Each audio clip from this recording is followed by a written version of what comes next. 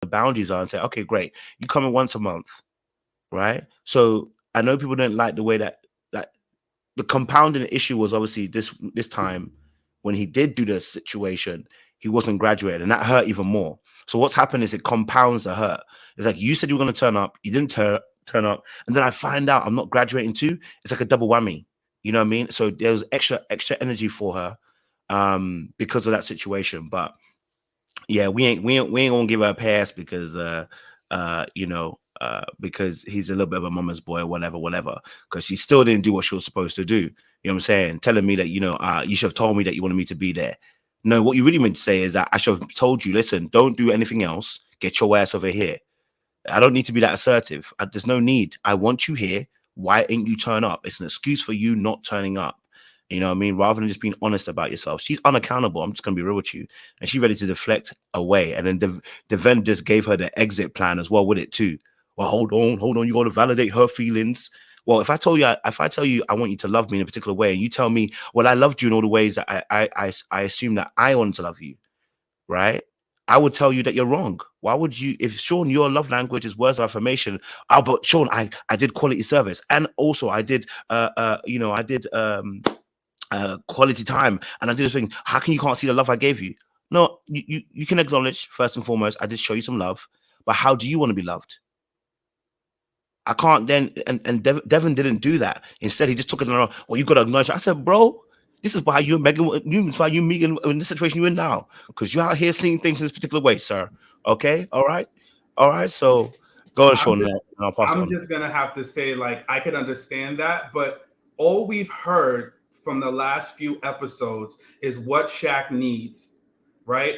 And when she is talking about the things that she has done, and this does happen in therapy, I don't know what parts they cut or what they didn't, but ultimately, at some point, you do have to acknowledge what the person is doing.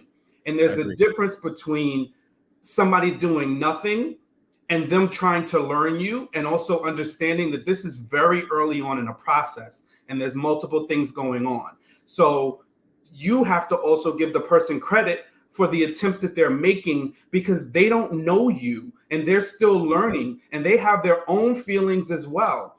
And all we've heard from Shaq is what he needs, what he needs, what he needs. I need.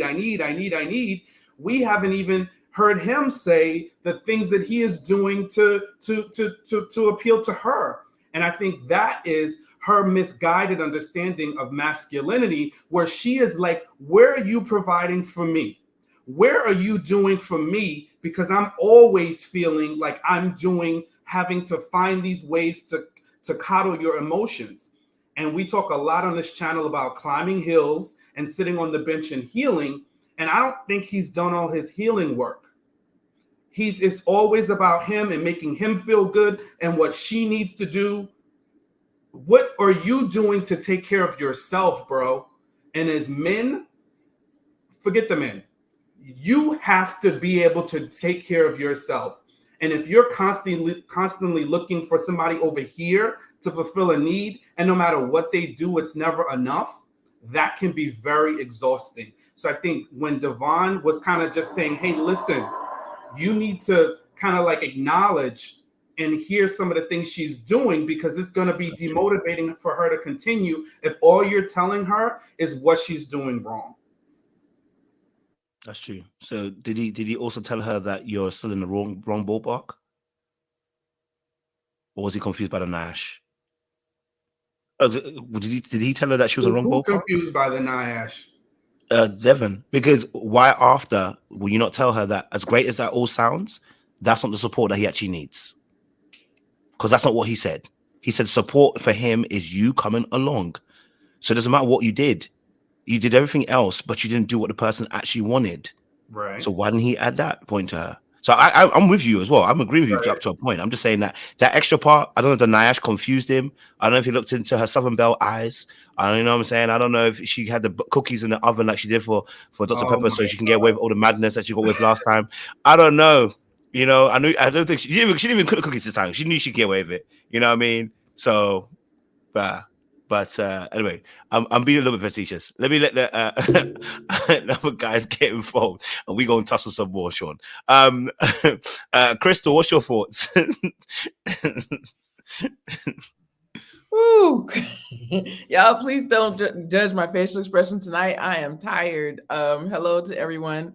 I actually, on the second part, I do agree with Sean that Devon Franklin was trying to say you can't make assumptions. You can't judge how she shows up for you. Like if you don't like, this part of it, you can't just make that assumption.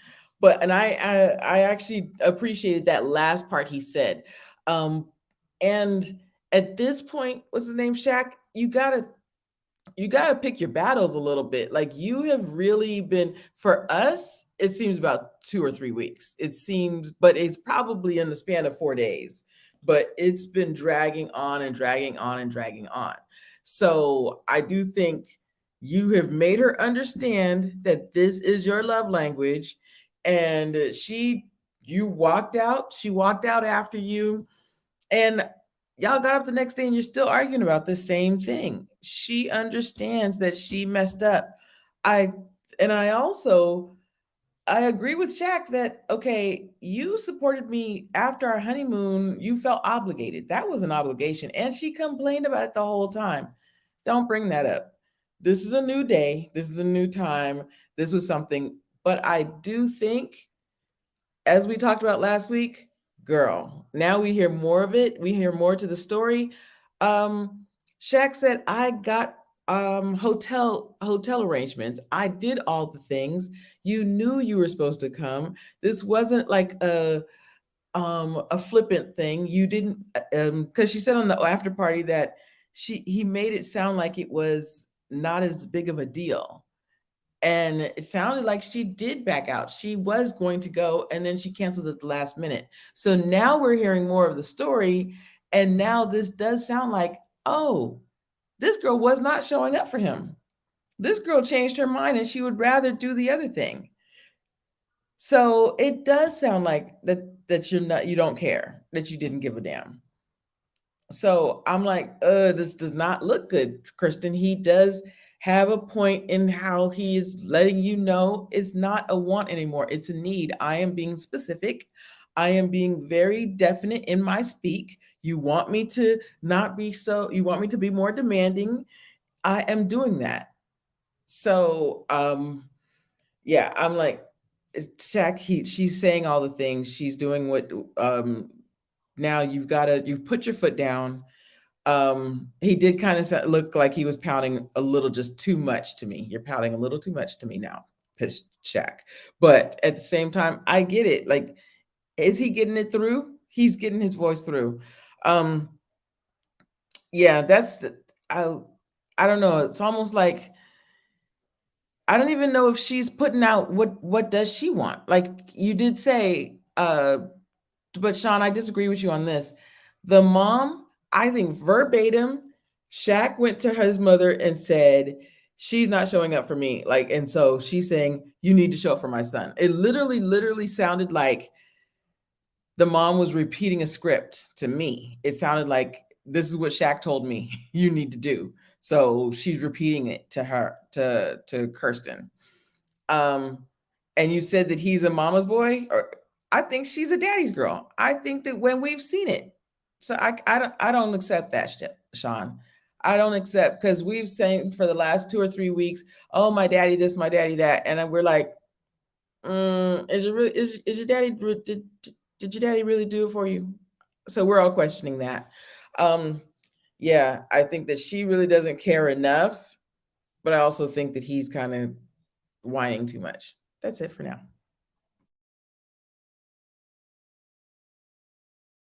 Go for it, Siwe. This whole Shaq thing, his whole need for attention and validation is a giant size red flag. For me, this is all a distraction. This is all a scheme that Todd set up to make us talk about his needs, who ain't showing up for him. Come on now. What grown man needs this much validation? You need your girl by you while you do your job. You need your girl by you while you go to school, yet you're failing, yet you're not graduating. What is really going on? Like, this is like, Shaq is doing these things that I've noticed when dudes first get in their like first serious relationship. I don't know if the guys here are going to agree or disagree, but I've seen this where they're trying to draw the line with like voicing their concerns, but also being in a serious relationship. He's really like overdoing it with voicing his concerns and grievances. I haven't even heard nothing about Kirsten's grievances. I don't know what she wants actually at this point. Last time we heard from her, she wanted him to be more masculine, and she barely even said that to him. I just, you know, I think everything he's doing is a giant size red flag. And I know what he said at the table is a sensitive subject. So it's hard, you know, you want to walk the line with what he said at the table. But what I took from his whole story at the table is that he has some internal demons going on and a deep battle going on with what he portrays on the outside and what he really is on the inside. And I think the problem is what he is on the inside is not matching what he's portraying on the outside. And instead of dealing with that, which I still don't think he's dealt with that, he's projecting all of his mess on Kirsten, talking about what he needs and the validation he needs. And what this is all, he needs all these extra reinforcements to help enforce his lie. To me, that's all this is. He got some demons, like deep demons. So, you know, on a normal basis, I would like go into like, okay, she should support him more, blah, blah, blah. With this case, I think this is all a giant size projection. I think it's a slippery slope. Yeah, Lydia said he needs therapy. He needs a deep therapy because his problems have nothing to do with Kirsten at all. Nothing at all. And I will say, finally, Kirsten looks absolutely amazing. I'm about a 0 on the gay scale. And even I notice when she walks around and that thing is thanging, she's pretty, her hair is done. He's not even paying attention. He's not even noticing her. He don't look at her when she walks. He's very unmoved.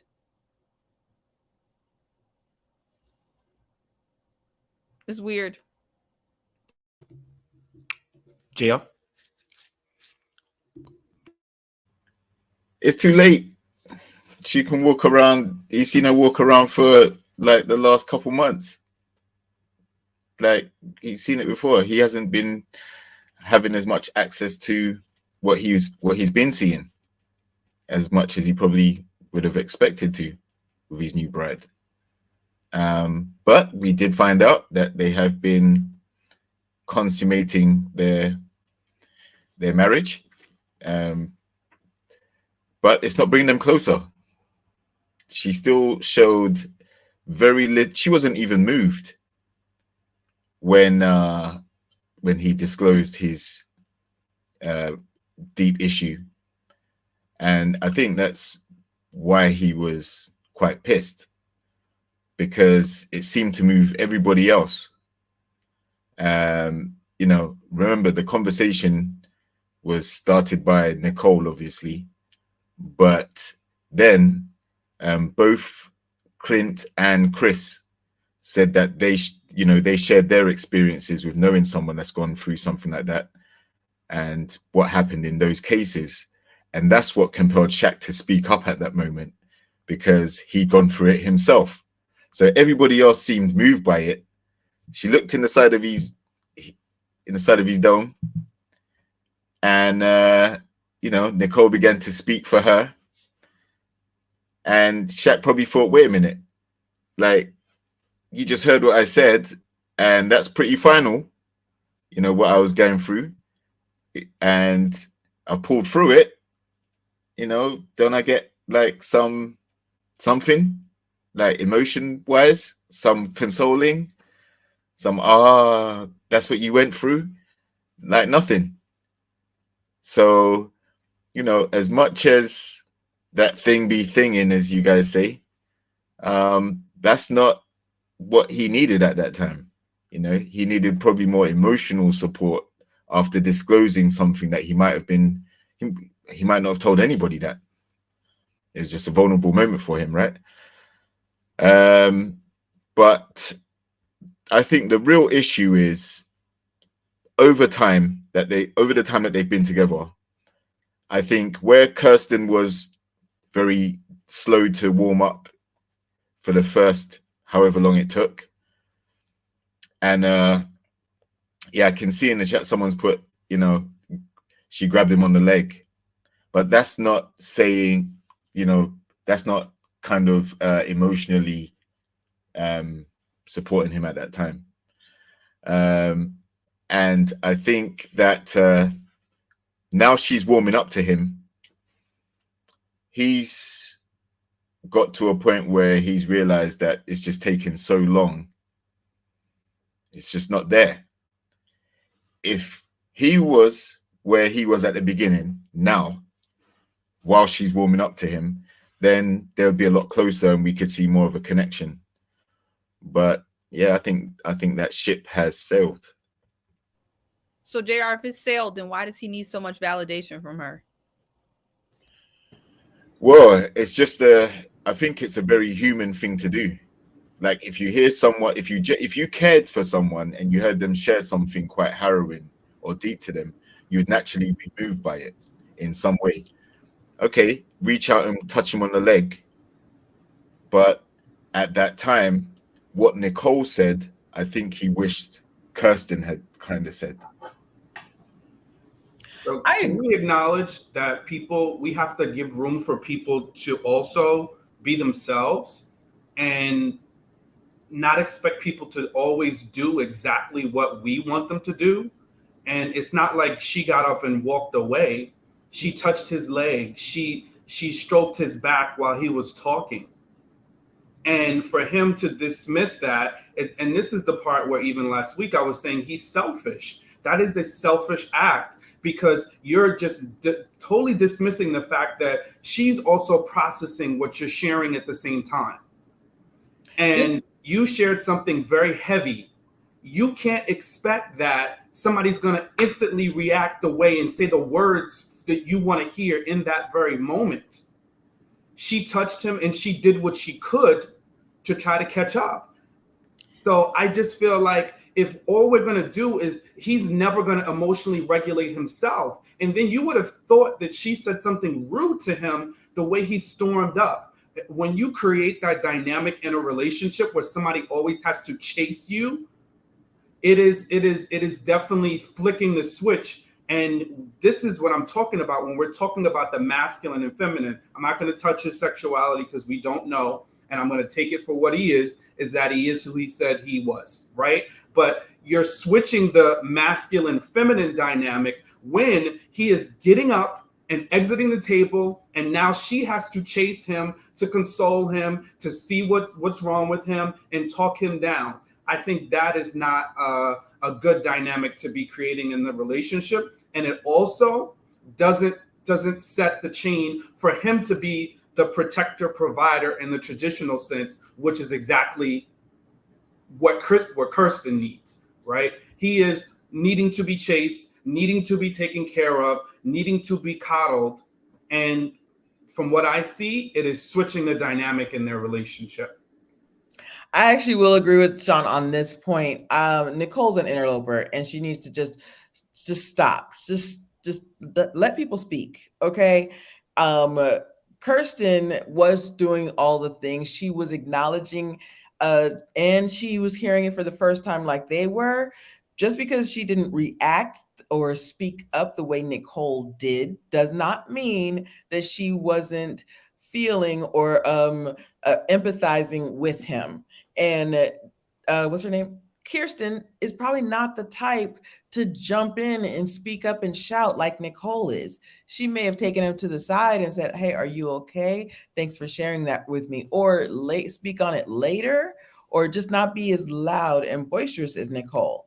He can't be offended because he let Nicole speak Nicole's gonna speak.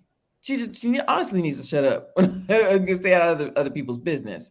So I just feel like that instance, he stormed off for the reason he stormed off because he's mad about her not showing up at the for the weekend. He's mad about the wrong things, and he's taking it out on this specific subject.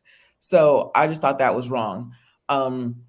And also, I feel like the same thing we were accusing him of a couple weeks ago, of not giving her space and room to speak up, to have a reaction, to verbalize things. That's the same thing Nicole did. She didn't give Kirsten space and time. Give her 5 minutes to speak up on what your husband just said. So I don't think that was that reason. That's it. Nicole is definitely more vocal, all right, but Kirsten is just not affectionate, all right. If recently she's begun to slowly become a little bit more, but she's still not into him enough to be as affectionate as I would expect in that situation. Let's put it like that. I don't know about the masculine feminine dynamic that you're talking about, Sean. I can see to a degree your point, but at the end of the day, just because he's a guy doesn't mean that he won't have moments where he feels like he needs to be supported after opening up emotionally. Because if he continues to suppress it, then it may actually result in something more destructive. So he has to have that outlet with his partner, just like she has to have with him, and that kind of makes them bond even more. They might have shared experiences, you never know. But when she's in a situation where she's been asked to open up more, she struggled to do so. She struggles to talk about even the most minor things. She doesn't have much to say. For most of the episodes, we've been saying how she doesn't have that much depth. She doesn't seem to have much to talk about. She doesn't open up. She doesn't express herself. When she was on the after show a few weeks ago, she was asked a question about opening up. She started crying. So she's not this person that's really connected to him, where she's going to embrace him, throw her arm around. She probably feels awkward about doing something like that. And I don't think it's entirely her fault, but she is culpable in that, because she's never been that huggy, touchy, feely with him from the start. So to expect that now, I agree, it may be a bit too much. Like Shaq might need that type of support, but he's not going to get it from Kirsten. So that's why I think, the connection isn't there. It's times like that where you would expect an embrace or something more than just a touch on the knee. He's been getting touches on the knee for like 10 weeks. So. I mean, that part I agree there. I don't think it's about their connection. Some people are just not affectionate. Some people just don't know how, they don't have that range. And I think this season is all about people at their capacity. I think we're seeing Eris at his capacity. I think we're also seeing Kirsten at her capacity. And I think what Shaq needs from her, he's not going to get. And I don't think it's not as much, I think, as we thought earlier, that it's like, oh, she doesn't like him. I just feel like there's only so much that she's going to be able to do. And also, as a person who's also not super affectionate, and it's not related to how I feel about the person, I'm just not that way. It makes me very uncomfortable to be around super emotional people, man or woman. But it also makes me even more uncomfortable to be around a really needy, emotionally needy, whiny man. Whatever that is, to me, it just doesn't work. So I have more range than Kirsten, but I'm also not a very affectionate person. And so I can say from my experience, it's just a wash. But I do think there's separate issues going on. Their actual connection is one issue, but his need for validation and all of this support, I think, is also rooted in other issues. And maybe her lack of affection is rooted in other issues, right? I mean, they all can be compartmentalized and separated. And then Nicole overstepping is another issue. You know, like there's lots of like different stuff going on. But I don't think they're gonna be what they need to be for each other. And that's just that. That's fair. No, I mean, I definitely do agree that there's a lot of we can call it feminine, we can call it sensitive, emotional aspects to Shaq, right? Because he grew up around women. You know, I don't know where the father was, but we've got two people that trigger each other. Don't get it twisted. Kirsten's not innocent in the situation, not even close to. But he's also a problem as well, and they both have the same issue. The triggers are inverted, so he never had the father figure. She never had she said she had a father who was amazing, but if he didn't time to our wedding, we know already that he probably wasn't emotionally present in a relationship with them. I'll be honest with you, right? So there would have been some issues in the way that she sees things, right? She's very her lack of this is very funny. When we did a video last week, and I did it on for talking about men and women. There was a video I posted up, and it talks about how women oftentimes are much more aware when it comes to emotional and social cues. In fact, when it comes to facial expression, they see, I think it was like 6 times more than what men see. That only works if the person's not an empath or the man is very sensitive and has grown up around women. If he grows up around women, he too also is very sensitive to facial expressions, right? I'm more of an empath. So when I see your facial expression, I'm reading not only your facial expression, I'm reading your body language before I even hear your voice. So I'm actually getting more messages similar to how women do, right? So if I see that your facial expression towards me is like meh, now you might not be feeling meh. Maybe you might come out and say I'm not feeling meh, but I'm watching your facial expression and I'm watching your body language and actually telling me you're not involved in what I'm saying. You know what I'm saying? So I think what's happened also here is that Kirsten ordinarily doesn't necessarily show outward expression, right? So there has to be a compromise. I think he also has to be aware and this is where Dr. Van Franklin was actually trying to tell him, you have to acknowledge and admonish. You can't diminish. So when she says, hey, I put my hand on your leg, that's me giving you support. What he should have done in that moment is said, hey, I really do appreciate that. You know, that leg on the spot. I didn't realize that was your way of supporting me. Right. But what I need from you is that in those moments, speak up for me. Right. So it should be acknowledge, admonish, and then you can say what you really wanted in those moments. Right. So I felt like in that situation, what he really wanted was Kirsten to stand up for him. Don't let Nicole railroad the situation and talk about how I need to be this and that. You know, I need you to be when I'm telling you my actual story and my deep emotional story, and then Nicole railroads in and starts talking about situations that she needs not to speak about. And at that point, that's where I was looking. And of course, this is where him being more sensitive plays a part, and having more assertive energy plays a part. I would have told Nicole, thank you for saying that, but I don't need you to be involved. As a more healed individual, I'm not getting emotional about this. Now, I personally, in the past, I would have done what Shaq done because I was wounded. I know that. I know what he did was feminine because I would have been emotional about the situation, and because a lack of ability to really express yourself and say what's on your mind, that plays a big part in it. So he does have to take accountability in that aspect, that the reason why he got up and left was more to do with him and the way he deals with situations like that, rather than just saying to Nicole, thank you, but you don't need to share anything else, right? What he wanted was for Kirsten to stand up for him and defend him, right? And that's a bit of give and take. Personally, I wouldn't. Why are the women talking to me? Why is it that women have gathered and banded on this table in front of other men to tell me about how I could be more sexual and how I can get sex from you?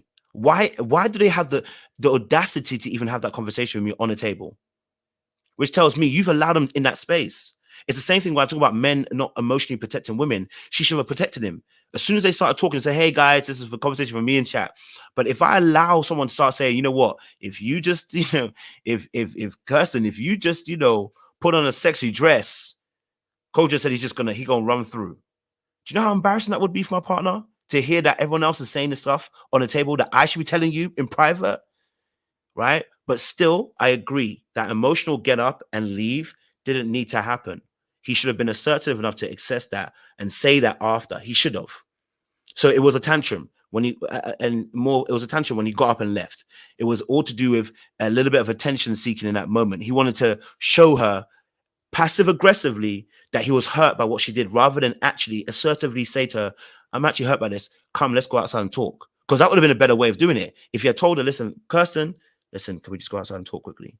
That would have been him being assertive and saying, I want to talk to you outside. But instead he got up and left without saying a word. Now that is where I'm agreeing with you guys in that aspect, where he should have done better in communicating. Go for it, Sean.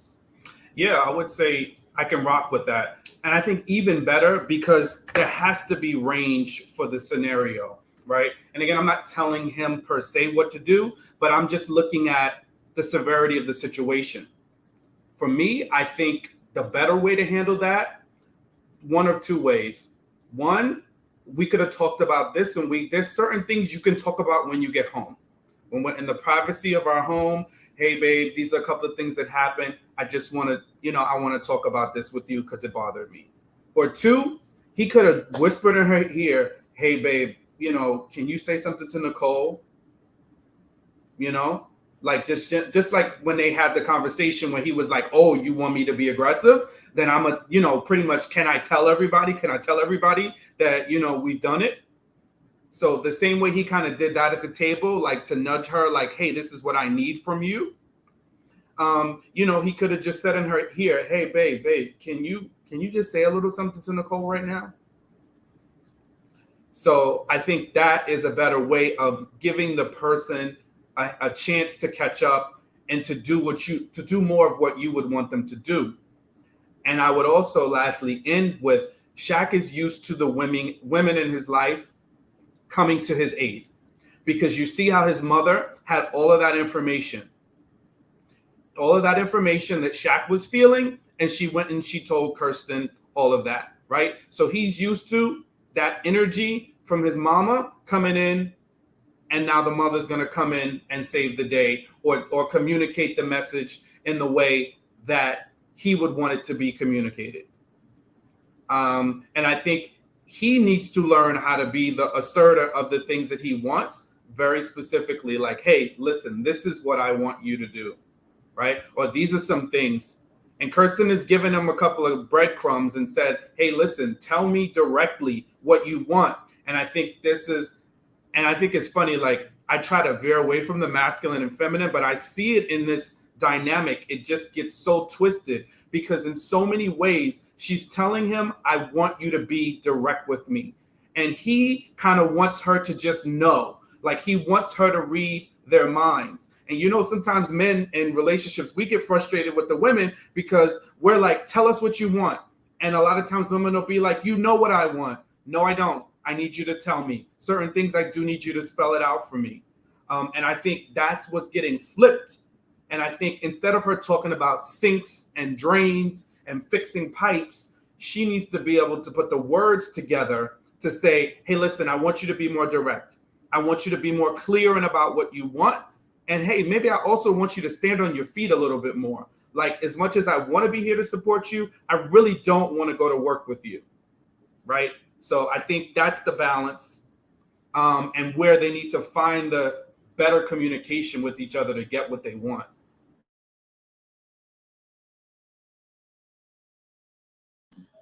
I was just going to say, I do agree with that point. If he would have said, hey, let's talk outside really quickly. If he would have actually said it to her, that I would have loved that. Me and Crystal, that would have been like, okay, let's talk outside for 5 minutes. Or, you know what, when we get home, like Sean said, I agree with this too.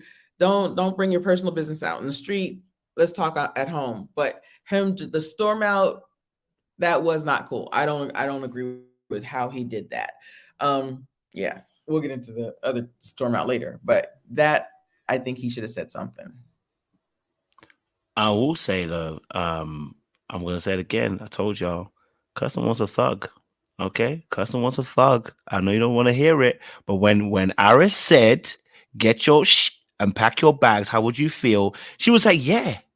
That's how I want that there is aggressive. That's aggressive communication. That's not assertive at that point. That sounds like a real thug to me. Okay. I told y'all she want a little thuggy.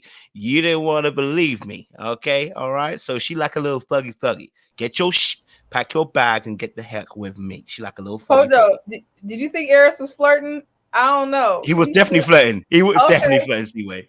I was trying to make sure I didn't miss something. I seen it. And when she took that on the chin, like, yeah, that's exactly what I would have wanted. I was like, okay. All right.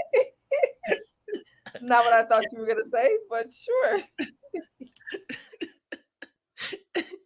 He saw his moment. He was like, I'm gonna take a little moment. I'm gonna run with this one. Yeah. No, Aris did try a little science out for sure. But I do think I do agree with you guys in terms of Shaq and him improving in those aspects as well. So, Kirsten is trying. I'm not saying Kirsten isn't trying at all. She is trying, but she needs to learn also to open up, because it's triggering when someone also is not opening up as well. So I think they trigger each other. And I think a lack of emotionally present male figures in their life has contributed to this fact. When you're struggling to able to open up, it's because your male presence in your life was also a struggle, and that causes the shutting of the mouth. So I think these two are two people who inadvertently end up triggering each other. That's why she likes to say she's joking around, and then I'm not joking. I was being serious. Oh, I'm being serious, but I was joking around. There's an inconsistency to some of her particular communication as well. So, I think. We'll go from there. But any more thoughts on Kirsten and Shaq, especially about the sex situation as well? Yeah, like listen. Anytime I think anything Maths has told us is when these couples have these pacts about when they had sex and withholding what they didn't do and when they did it and the timing, we know that's a red flag. Either something's going on behind the scenes, or the sex wasn't doing what it needed to do. So, and this is my last little Kirsten cape, because everybody insists that I'm in love with her. And, I'm getting hit with scriptures in the comments after the live that I'm coveting another man's wife. So, look, she covers that man. You know how many times she has covered him? Y'all got to give her, we know she's not the deepest pond, okay? And I'll be the first to not say that, but she be covering that dude. Even when Dr. P threw that bomb out there about masculinity, she tried to find the right words to say it, right? When the sex conversation came up, she gave him the Hail Mary. She put herself out there. You can tell him, but she's but like, that's we still got not the enough, second, Sean. maybe third base. She just did her little Southern girl smile, like, hee. Yeah, no, you could keep that, because if that's what we got to do, like, I want you to be telling your girlfriend, yo, he knocked it out the park. If that's not what it is, then we need to get it till it's that situation. Because why we got to have pacts about when we're gonna tell each other or not. So if we can't talk about it and we're on a national show, look, Stassi and Nate set the tone for what I would want my energy to be like on Mass. That's the energy, the time that I want it to be on. I want sparks. I want both of us to be happy. I want that good energy, not this, we ain't telling, and then we did it. Oh yeah, we did it. Yeah, nah, I'm good on it. We don't know what we want. She's over here covering this man. So many aspects about him probably ain't sitting right in her spirit, and she ain't said nothing. But we want to drag Alexis for calling out Justin a season or 2 seasons ago, whichever it was. I'm just saying, we don't know what we want. We're never going to be happy, because honestly, if I was to do just a percentage, if 75% of us in this chat got matched with Shaq, we would be acting a donkey. We would not be as polite as Kirsten has been all season. We really wouldn't. There's 25% of us who I think would take his little walkouts, all his demands and his needs for support. Yeah. There's about 25. But the majority of us would not be so kind to Shaq and his nonsense. He would have been all type of soft. You need to man up, this, and that. If he was matched with me, that's what it would have been. I'm telling you right now. I would not have had this patience that Kirsten has. Not at all. So I agree, Sean. Let's give her flowers now. She deserves it. And I think y'all will appreciate her later. Shaq will appreciate her when he gets somebody else. Just saying. And I don't want Kirsten. I'm saying that, so y'all can send me whatever scripture. I will say, well, I'm not gonna give her flowers, but I don't like extra sensitive men. Don't be just That's too fair. extra sensitive. Yeah, I agree that. I agree that. No, I mean, listen, I don't disagree with that at all. So, I think they're both problematic. I'm not climbing walls, and for women too, that's your particular thing. You don't want to be hurdling and dodging emotional aspects of sensitivity that's far too great beyond necessity. So, I agree. I think both of them, men shouldn't be taking people like Kirsten, and women shouldn't be taking people like Shaq, if I'm honest with you. And this is why they're both on the show, right? This is why they're both on the show, because both of them, in their own ways, when it comes to communication and the way they even deal with emotions, I'm yet to see Kirsten emotional. I'm yet to see any emotion apart from joy. When she was talking about houses and stuff, that was the only emotion I've seen from her. Like, yo, I don't see anything else from Kirsten, yo. And then from Shaq, I've seen every single thing. You know what I mean? Like, I've seen the extremes on the ends for them. So I think I'm trying to of them think, Kojo, did she like crack a smile or like a smirk? Did we see any? She smiled. She definitely smiled. She's always, she's gonna do anything that woman smiles. But everything else, I think that's what is, and they're two people at polar opposites. He's very emotional and expressive, and she's not. Yeah. And I think that's where putting the two of them together is kind of difficult, because he's wanting so much from her and she's trying, but she doesn't really have that emotional bandwidth to really give, because there's some deep-seated things that she covers up. We talked about it very early on when it comes to her perceptions of her father. She has a misperception of her dad, so she puts him on a pedestal, but that's her way of not dealing with reality, right? Like, some people demonize somebody that gives them trauma, and some people put them on a pedestal, and then some people are somewhere in the middle. She puts that man on a pedestal, but yet there's some level of trauma that's deep down that she hasn't dealt with. And I think that is her issue, is there's stuff underneath there that she's not dealing with, and she's pushing it down. And I think what we saw very early on was her instant reaction of not necessarily being attracted to him not being her type. And then she tried, and then that's what some people are viewing as phoniness. Could be phony, could be not. I don't know her well enough to say what it is or what it isn't. But at the end of the day, her emotional range is limited. I agree. And what I also want to say, and Kojo, just give me 15 seconds. Yeah, bro, man. No, there's no. We do on this channel, right? We talk about people's personalities. We talk about behavior. Correct me if I'm wrong. I've been on here for about 2 years now. Yeah. Maybe going on 3. Is that what we not do here for every single show that we review?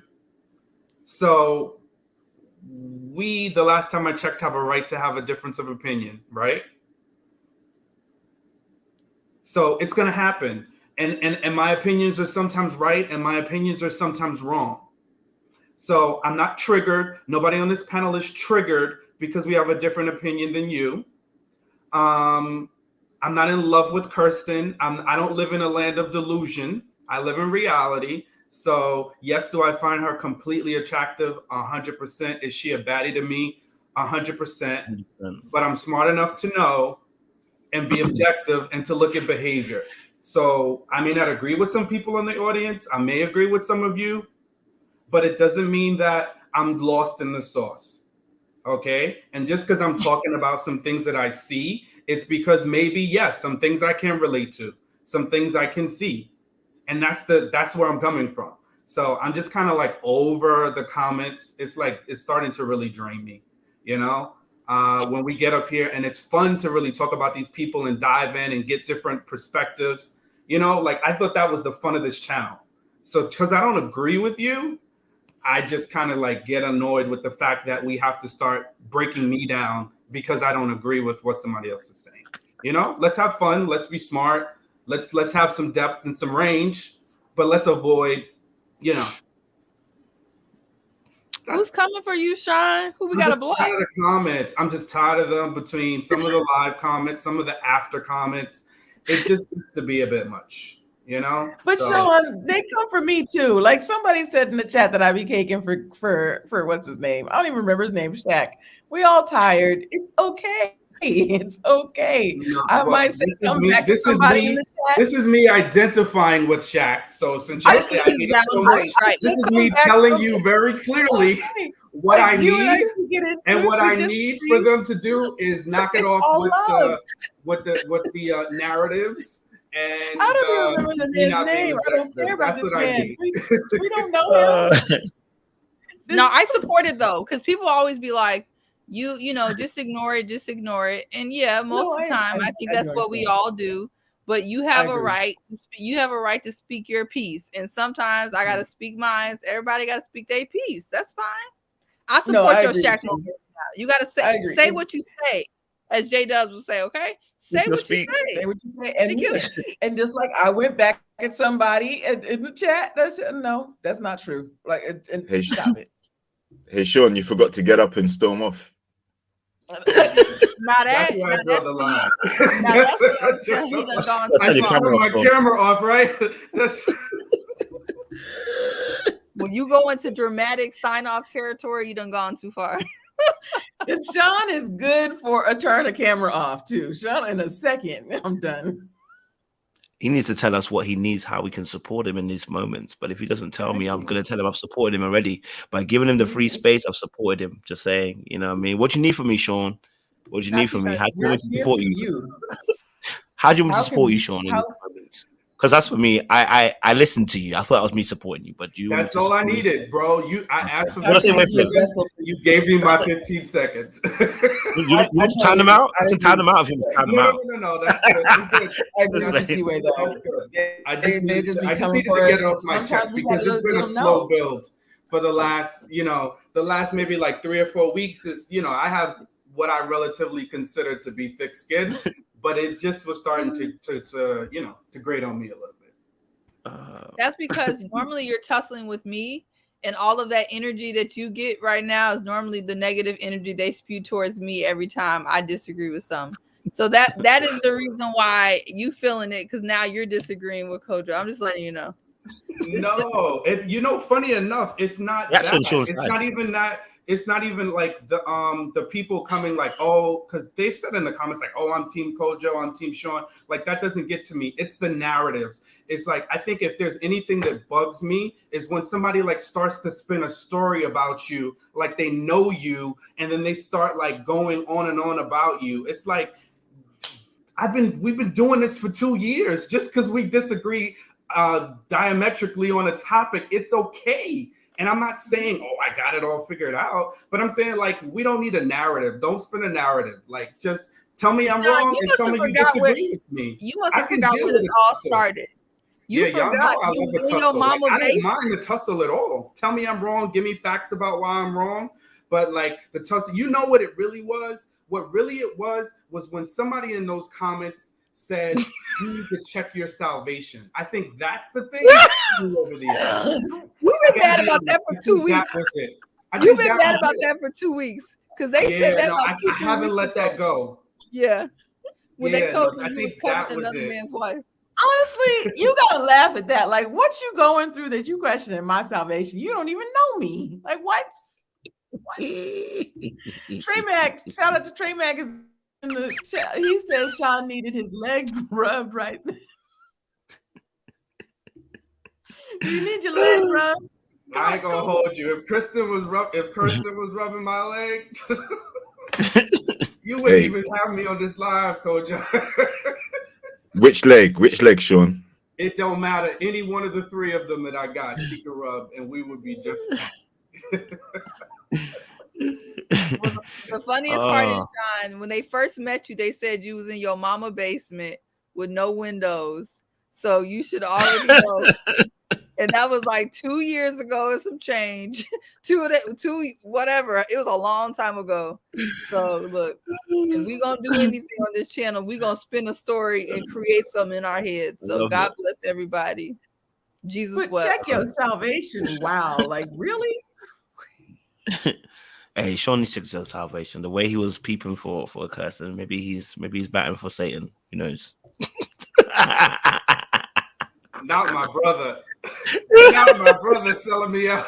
Selling me out to the dog. Oh Lord, he is a Scorpio. He's 100%. You know they got a grudge holding spirit. Oh Lord. Send him to the heavens, guys. Send him to the heavens, okay? Send him a little cash app, guys, to say that you appreciate your brother Sean, okay? All right. Send him a little $1 cash app. Let him know. All right. Let him get them tithes and those offerings. Any more thoughts on Kirsten and Shaq before we move it on? Go for it. Crystal and I are tired. We done took our bonnets off for this, so. All right, cool. The next couple we'll talk about is obviously Jasmine and Aris. She also too stormed out. So just like Shaq, I was like, girl, you storming out because of this dance? I thought he was whining on her. I really did think he was whining on her. That's why she stormed out. But when I watched it, I said, oh, it's a line dance, baby. If you want to dance, Jasmine, say you want to dance. You standing there next to him, just say, listen, I would like to have a dance. But I think she wanted him to take the lead and just know and dance with her.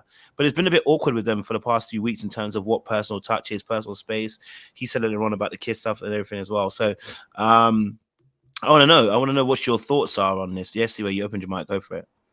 I mean, another person doing too much. The same thing goes for her. That whole storm out was just completely extra. Aris is at his capacity. I don't know if this is an unpopular opinion, but I really think he's trying. He is trying. I don't think he can get over this hump. Because if he really didn't want to be there, a person like Aris will just tell you straight up, I don't want to be there. He just is like that type of dude. He's very, very blunt in that way. I think if he wanted to walk and he really didn't want to try, he would walk. But he's at his capacity. And Jasmine is gonna have to stop doing that. If you don't want me, just don't talk to me bullcrap. Have some self-esteem and be done if you're done. If he's making you do all this, then walk. Why are you waiting for him to tell you he don't want you? This is crazy to me. And then you're bottling all this type of stuff up that you want to storm off because he dances with the instructor. You're making yourself look crazy. I would never be in this predicament. Aris would have maybe a week or two to be trying to find himself before I direct him to the exit sign. I'm not doing all this and then blowing up because you want to dance with the instructor. This is so silly. You got to have self-esteem. You have to. So I'm not going to be mad at Aris. Jasmine's mad at herself, and that's pretty much what it is. Fair point. Sorry, I didn't read the super chats earlier on. My bad. Let me read them quickly and let you guys continue. Phil Good says, sorry, that trip was not about coming on the trip. Shaq was mad. He found out he wasn't graduating. All that smoke wasn't for Kirsten. That isn't fair. DJ sent us a $4.99 sticker as well. Shout out to DJ for you as well. And also HFG said, did you all see Shaq on the after party show saying that they actually consummated earlier in the marriage as well? Shout out to you guys, DJ Phil, HFG, much appreciation as well. Audience as well, just to let you guys know, if you agree or you like or you disagree, even whatever you feel, if you're feeling some emotions, listen, these guys have got their Venmos and their Cash Apps in their little bios. Don't be afraid to send them some Cash Apps, okay? Don't be afraid to show them a little something, some love, okay? They all need coffees. and Dunkin' Donuts as well. All right. So, I ain't got a dollar yet, Kojo, for my Dunkin'. You ain't done it yet. Tired. Nope. For your Dunkin' habit. Listen, Seaway said, listen, she got a habit for eating Dunkin' Donuts. Y'all need to start supporting the Dunkin' Donut Fest, okay? All right, so y'all better start sending her some Venmos. If you know, you know, okay? All right, JR got his cash up in there too. Sean about to put it in there, but he trying to be too deaconess for us, so he ain't taking tithes and offering apparently into the house of Lord. Crystal's got her cash up. So if you agree with these people, listen, or you disagree even, send them a Venmo, send them a cash app. Don't be afraid, okay? Don't worry about me, okay? My heater gonna stay off, okay? Someone's coming around the corner. All right, cool. Listen, Crystal, talk to me. What are you saying?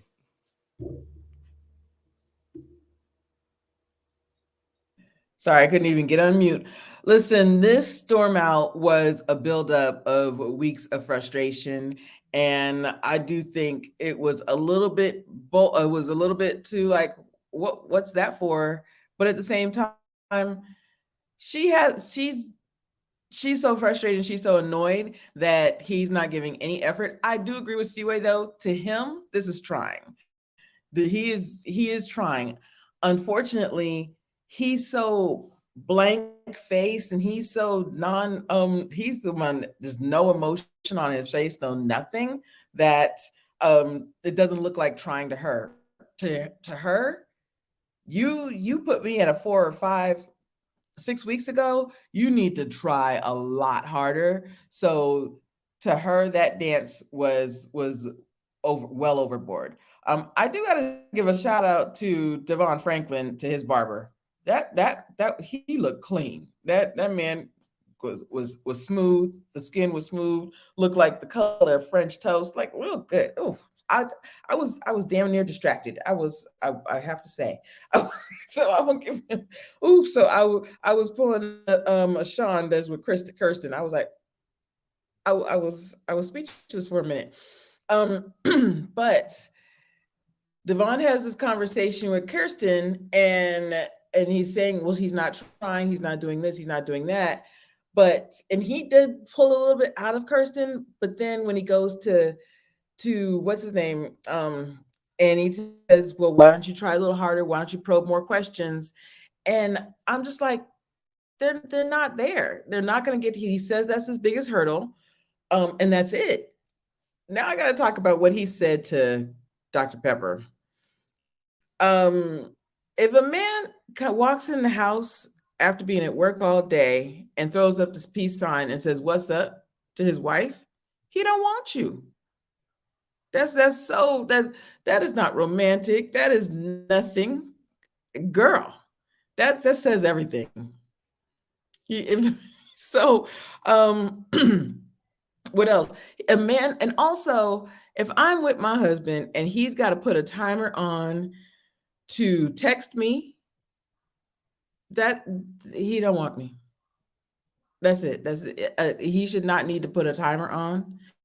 And this poor girl is texting him, and she don't hear nothing. If she don't do it, then he won't do it. I agree with Kirsten on this point. He'll say he does everything. He'll say he's going to do it. Oh, I'm going to do it. I'm going to do it. I'm going to do it. He's just holding off to the end.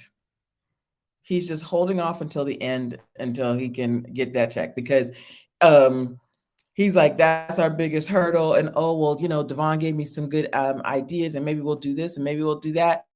As soon as Devon leaves, you're not going to do it. As soon as Dr. Pepper leaves, you're not going to do it. Because you're not there. You're not there. And that's it. I do have to say, this is my last point. He contradicted himself. He wants somebody that's going to be feisty with him and going to be like, pack your ish, let's go. He wants that type of person. I actually thought he would like the storm off. I actually thought, oh, well, at least he's showing some emotion. And then the next day he says to Dr. Pepper, oh, well, after thinking about it, like the storm off, that was a little too far, but he understood it. He said, the way our relationship is, I understand. Then if you want a feisty woman, she shows some feistiness and then you don't like it. Come on. That's it for now.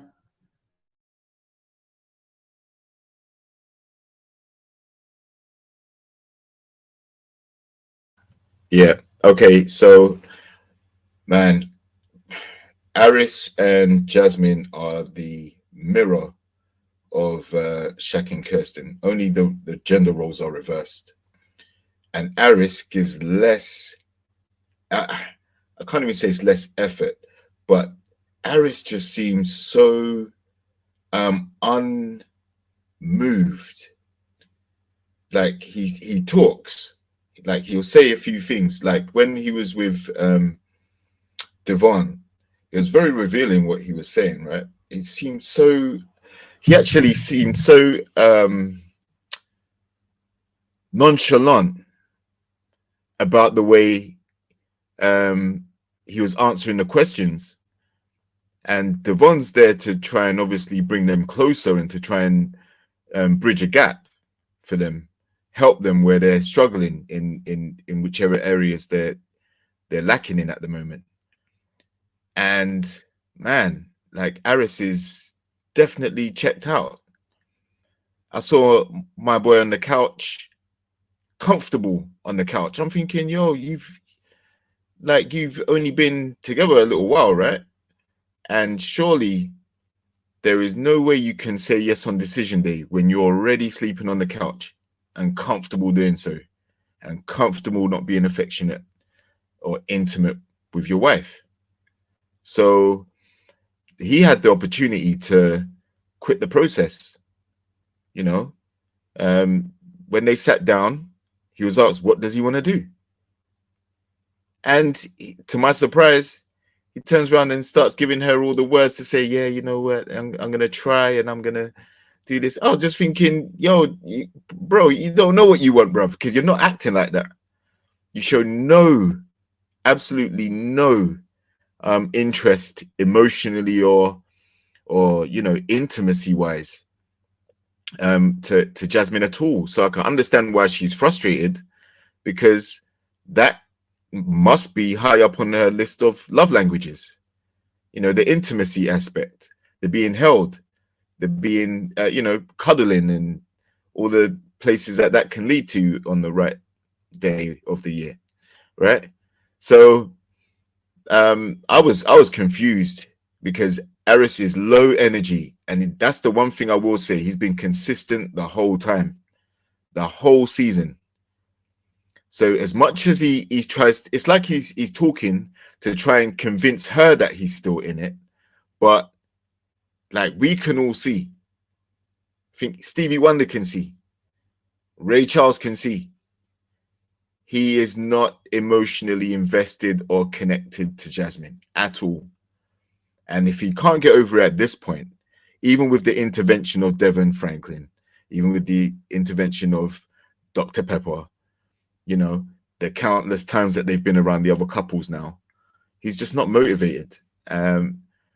So, and I don't think him getting with a more assertive lady who's going to tell him what she wants and demand certain things, trust me, he's not going to respond to that either. In fact, he'll probably shut all the way down, because he won't be able to handle that. All right. So yeah, Aris is a major problem. He's even lower energy than Kirsten. Jasmine, unfortunately, I think she's asking for, looking for, waiting for something that she's just not going to get from him. And that's the frustration. You know, I don't think she's ever been in a situation where she's been with somebody who, you know, has had such a huge, you know, finds it so difficult to connect with her. So, you know, I can see why that must be challenging. But she's after something that she can't have, and he just can't give it because he's not feeling her.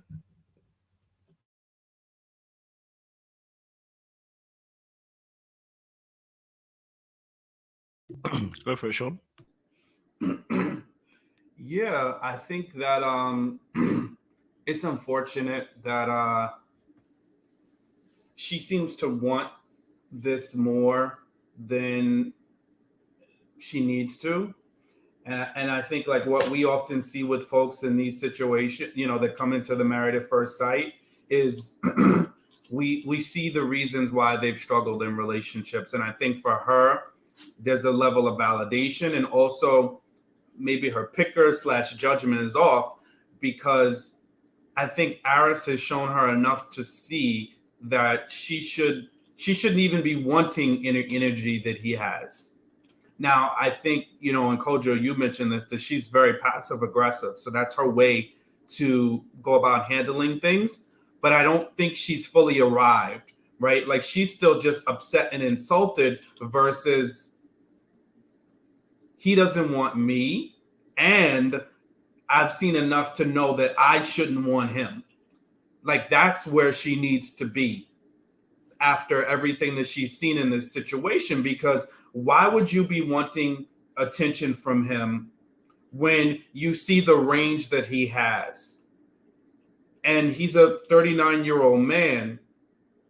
We would expect more from him at that particular level. And she should want better for herself. So that's the unfortunate part. And again, I think he's probably told himself that he's making an effort, but this isn't really making an effort. And I guess, again, we have to look at the situation. Now, for anybody else, might that be a big deal that he danced with the instructor or she grabbed him to dance and have a good time? Under normal circumstances, we really should be more secure and realize it's not that big of a deal. This lady poses no threat to you. But I think, knowing the circumstances of this situation, it was just an insult, and it was another rejection for her. And this is Jasmine, right? And I think what it did was it showed her, I'm being rejected again. He's telling me multiple times I don't want him. I'm used to being validated for my looks, whether it's from beauty, you know, the beauty pageants or previous relationships where she's never had to deal with these things and never had her looks being called into question or her desirability being questioned. And now it is. So I think she just wants his attention by any means necessary. And that's dangerous, because thank God he's actually not giving it to her, because if he was, she might be overlooking things and allow him to just go left. But again, I think his emotional range, I think his maturity is very lacking, and they just need to go their separate ways.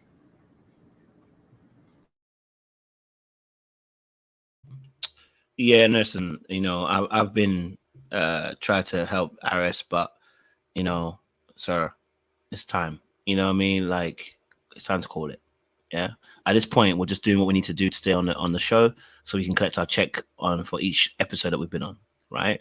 You haven't been trying. You know what I mean? Like, I've seen one or two efforts, but there's been a lack of trying from Aris. I don't think he even knows how to try at this point with someone like Jasmine, you know. And I'm not mad at it. Listen, I get it. Just let her know that you ain't interested no more. Just stop trying to sell her a little bit of a dream to keep her aboard. Like, oh, I'm trying to get this right. Just be real, keep it behind the scenes, just like Clint and Gino, okay? And let Jasmine know, hey, I'm not interested. I'm not gonna be able to make this change.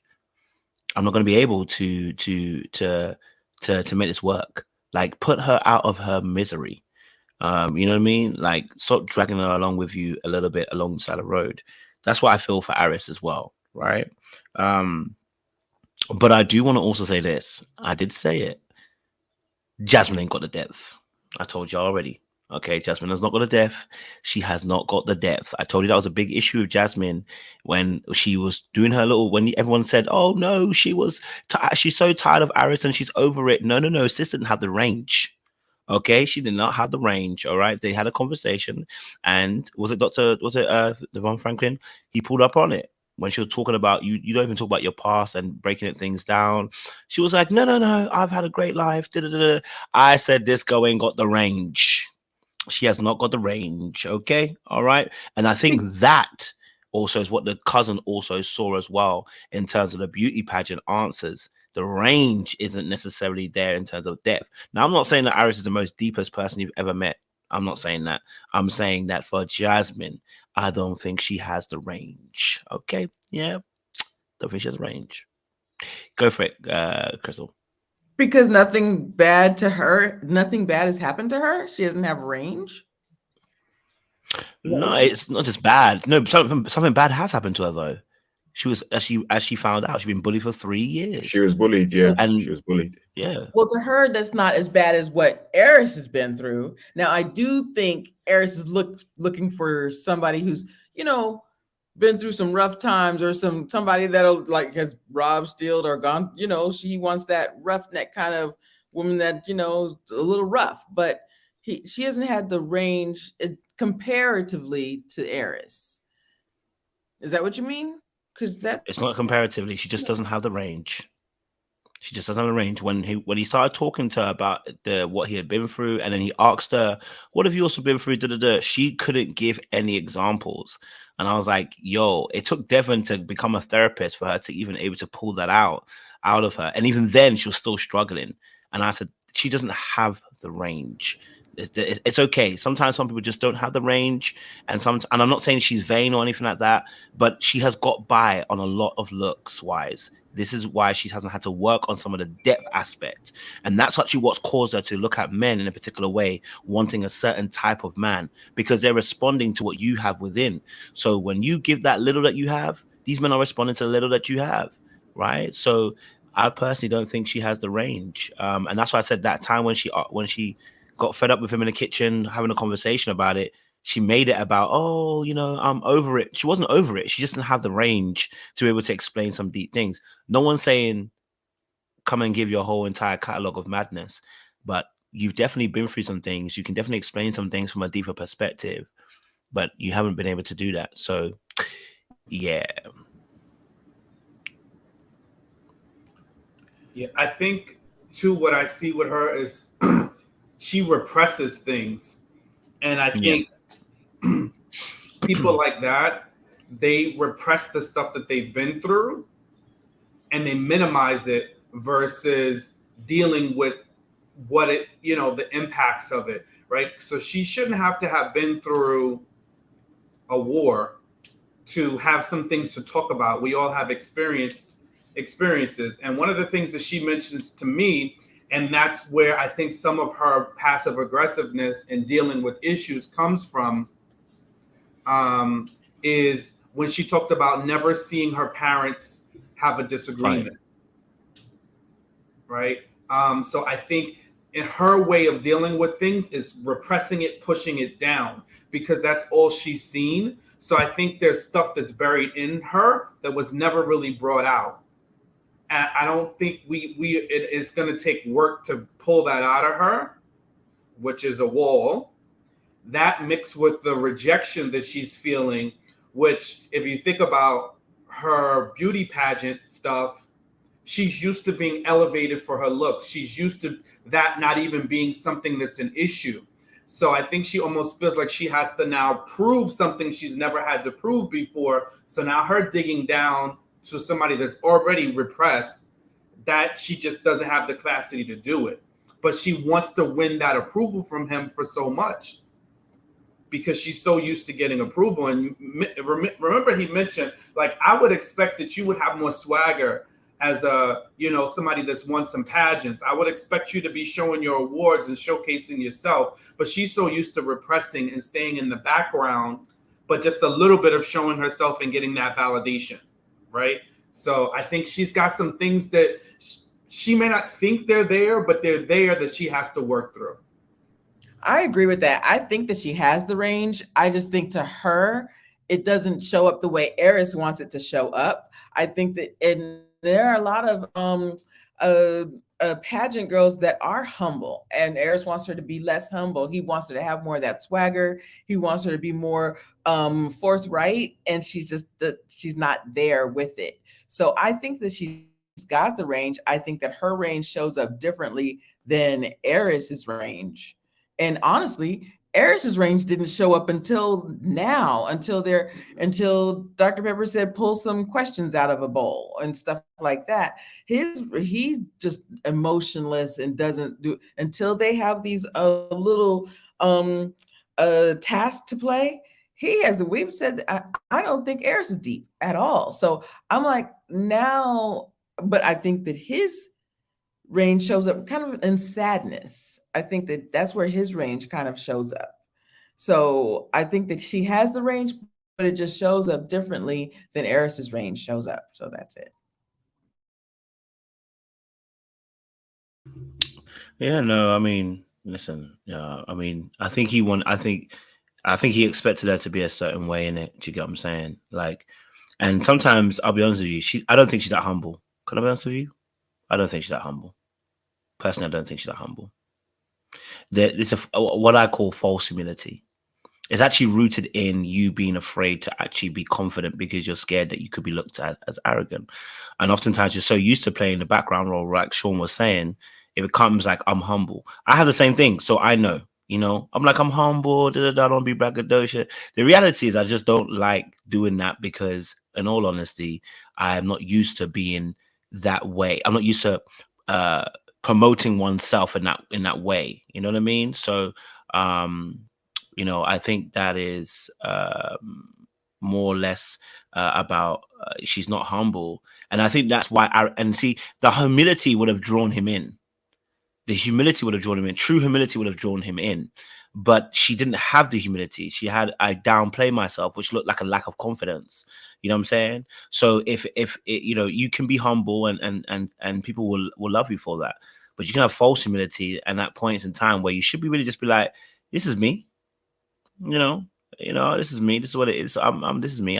It's not prideful when you say that, you know what I mean? Like, I've won awards, I've done this, I've done that, I'm pretty, and that's what he was hoping for. He was hoping for someone with that confidence. Because as men, sometimes when we deal with women, she can look good, and then you talk to her and it's like all the confidence just seeps away from them, and you're like, oh, and that can be a little bit of a turn off, especially for guys who've dealt with certain women. So, I think it's a lack of confidence behind it all. That I'm not saying that necessarily to change the whole entire tide of him and Aris. I'm not going to say that at all. But I'm just saying when he made that comment, what he was really looking at was that particular aspect as well. So I don't know, Yeah, and I think that's a great point that you made about contrasting, like wanting to be looked up, but wanting it to be other people. And I don't want to put like 10 on 2 with this whole pageant thing, but I mean, I think that's all I have because really there's not a lot that she's given us. So for me, I'm like saying like she likes for other people, like she gets up there, she, puts on a pretty dress, puts on a bathing suit, and other people tell her she's beautiful and other people rate her and then prop her up. It's not like her having to say I'm beautiful, right? She doesn't have to walk with that air of confidence. It's other people saying it about her. But I think she's missing in that point that the amount of confidence that it takes for her to get up there on a stage and walk around and have people give their opinions. That's the energy that Aris was wanting from her. Now, again, I'm not saying if she did all those things that he would want her, but ultimately everything that we've seen from him, she shouldn't want him. And for me, that is the biggest problem, right? Is she should not want him because he doesn't and hasn't shown her that he could really be a healthy, good husband to her. So if she had that inner confidence, she would be able to say, hey, listen, whether he's attracted to me or not, this is what I bring to the table, right? This hypothetical table that gets everybody up in arms, right? But I know what I have to offer. And I don't need him to want me. If somebody tells you they don't want you once, they shouldn't have to keep telling you. It shouldn't be an exercise in futility. I'm sorry, Dr. Pepper. We'll get to some of her advice later, but I don't know if she's exhausted. I don't know if maths has drained her soul, all the seasons that we've been through. But telling that guy that he needs to set an alarm clock to text her during the day. No. If you have to set an alarm on your phone to text me, don't do it. Don't even set the alarm. Don't do it. Please don't do it. Let me know I'm not into you and move on. But please, that is about the worst advice you can give somebody that is just getting to know someone, and you got to give them a reminder to text you throughout the day, and they greet you with a what's up when they see you. There's nothing more that they need to tell you. Like Dr. Pepper, we can't fix that. Like, why are we trying to conjure up things that just aren't there? There's no many more ways that somebody can tell you that there's just no interest whatsoever. They are settling on talking about, let's get a hug. Oh, so maybe I can give you a hug when you come through the door? Is that what we're setting the bar at? Putting alarms to call the person and text them throughout the day, and giving them a hug when you walk through the door. If that's not your first instinct for somebody that you're just meeting and supposed to be in a loving relationship to do, then let's just call it quits. I'm just sorry. I think, to me, if that's what we have to do, then we are well beyond grade school. And for the amount of time they've been together, been around each other, had communication, conversations, been on dates, that's where they are now. He doesn't even think about her when he leaves for work until he gets back home and actually sees her again. That's what that is.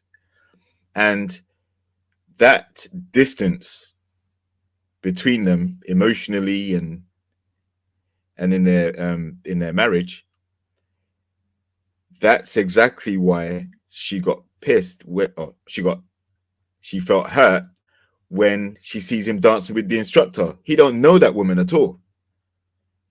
And even though it wasn't like a slow grind or any type of up close dancing, it was the whole fact that he's willing to dance with a stranger before he would even do the same thing with her. Yeah. And it wasn't even like he went to her and said, hey, would you like to dance? Or, it wasn't like there was any type of, him making any moves.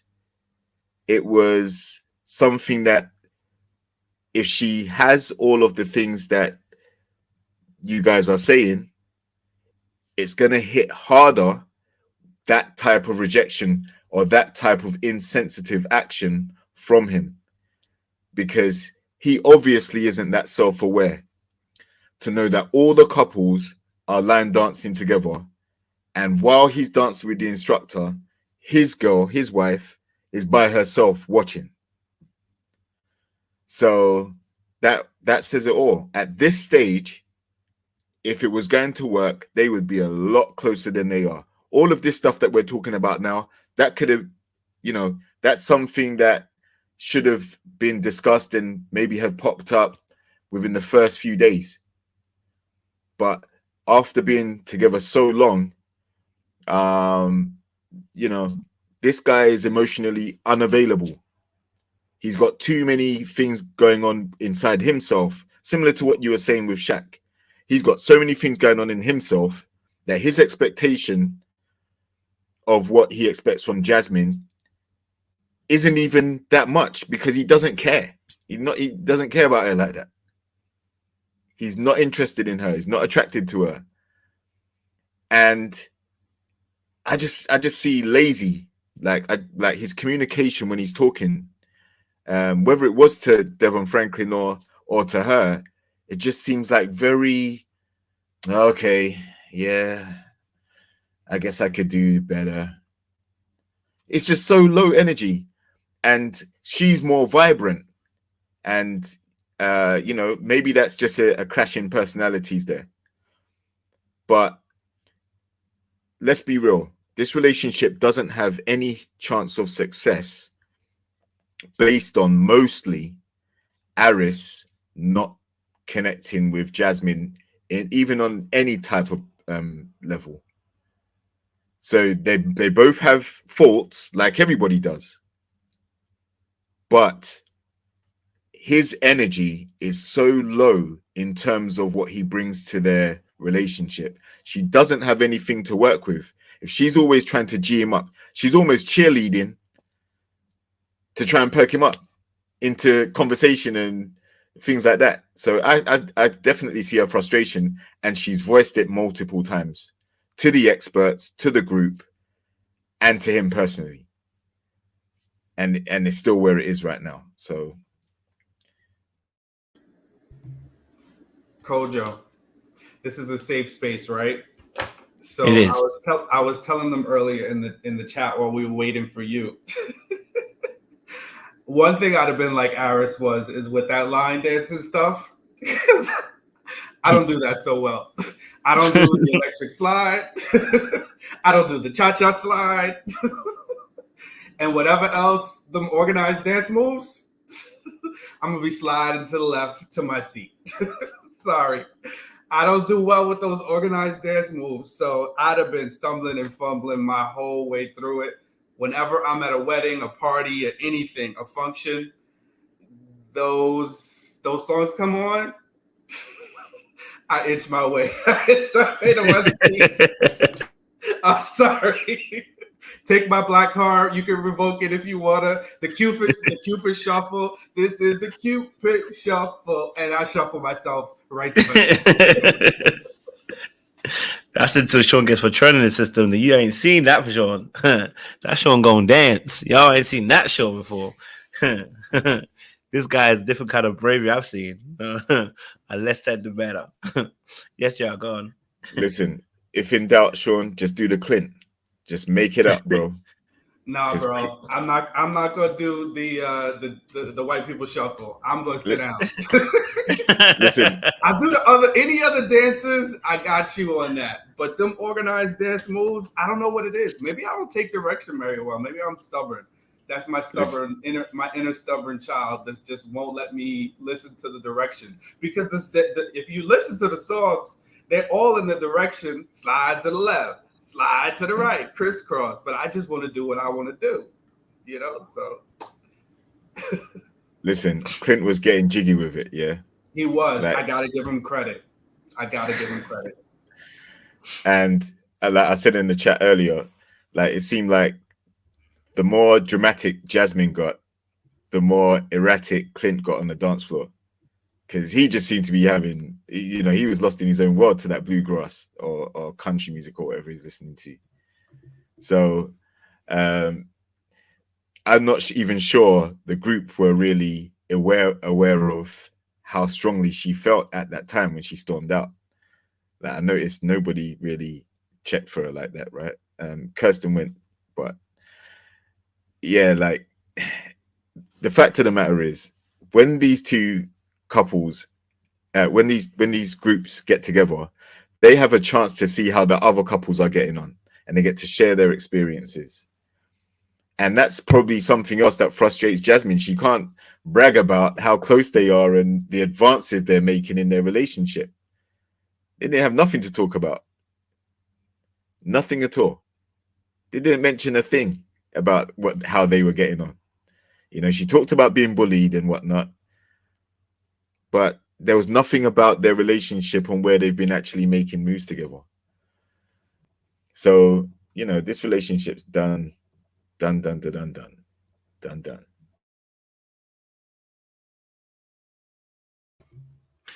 Yeah, listen, I even watched the video again, and actually the instructor grabs his hand, but it's just the fact the relationship is where it is, like he said, and that's what caused the issue. Do you feel what I'm saying to you? It's a shame. So, I mean, he could have grabbed her and danced with her after, but at the end of the day, he didn't want to do it. So, yeah, I don't want to hear him talking about he wants this relationship when he doesn't. Yes, Sean. And she ran off, right? So we had 2 runoffs this episode. I think those 2 runoffs would actually be good for each other, though. They probably would be more sensitive to each other's, emotions and stuff. They'd actually work better. The experts did them both a disfavor and just wanted to have an experiment, but them 2 would have been better off. Was it me, or did she seem a little ticked off that Kirsten and Shaq had done it? She was like, nobody told me. Did you see how tight she was? She was mad. Yep. She was like, wait a minute, not for a while. Wait a minute. Exactly, because Kirsten kept it from her. Yeah, her and Kirsten were aces. So you weren't telling me anything.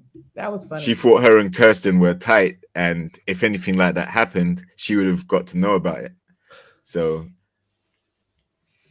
the sisterhood isn't there. Listen, Kirsten will keep a secret to her dying breath, boy. So shout out to Kirsten. I tell her my secrets because I know that she ain't getting out. Like, yo, she gonna keep that to herself.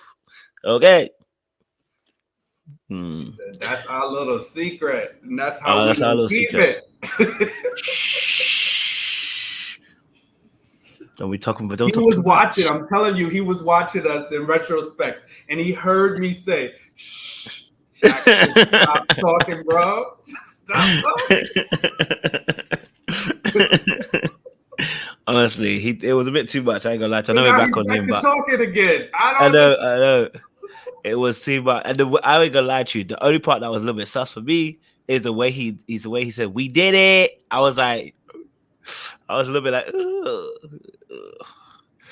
That was a little bit, yeah, you know what I mean. But that's just the way he speaks. I guess it's different from me, you know. Okay, let's talk about no shade. Yeah, no shade at all. No shade at all. I mean, he did it. He finally got there. So he came and he's gonna leave us something at least. So then obviously leaving Jasmine and Aris behind. Let's talk a little bit about you know, Chris and Nicole, because girl came in here telling us, if I tell, and she said it with confidence. It's the fact that she said it with confidence too. Like, you know, if I tell you, you know, that I, you know, I need my head to clear and I need, you know, to figure things out, you know, don't give me space then, you know, follow me wherever I am and, you know that I need you. But if I say I need space, yeah, don't follow me. Like, babe, what?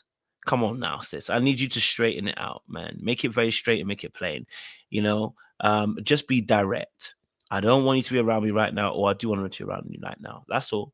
And she's doing her best to self-sabotage a little bit as well. So she needs to work on that aspect, you know, so that it doesn't become an issue where she's pushing him all the way away from the relationship. But so far that, you know, he's handling it well, and you know, not in detriment just yet, but that gonna get boring real quick, real soon as well. Let me just quickly read the super chats and then I'll let you guys say your piece. We had one from Dr. BW.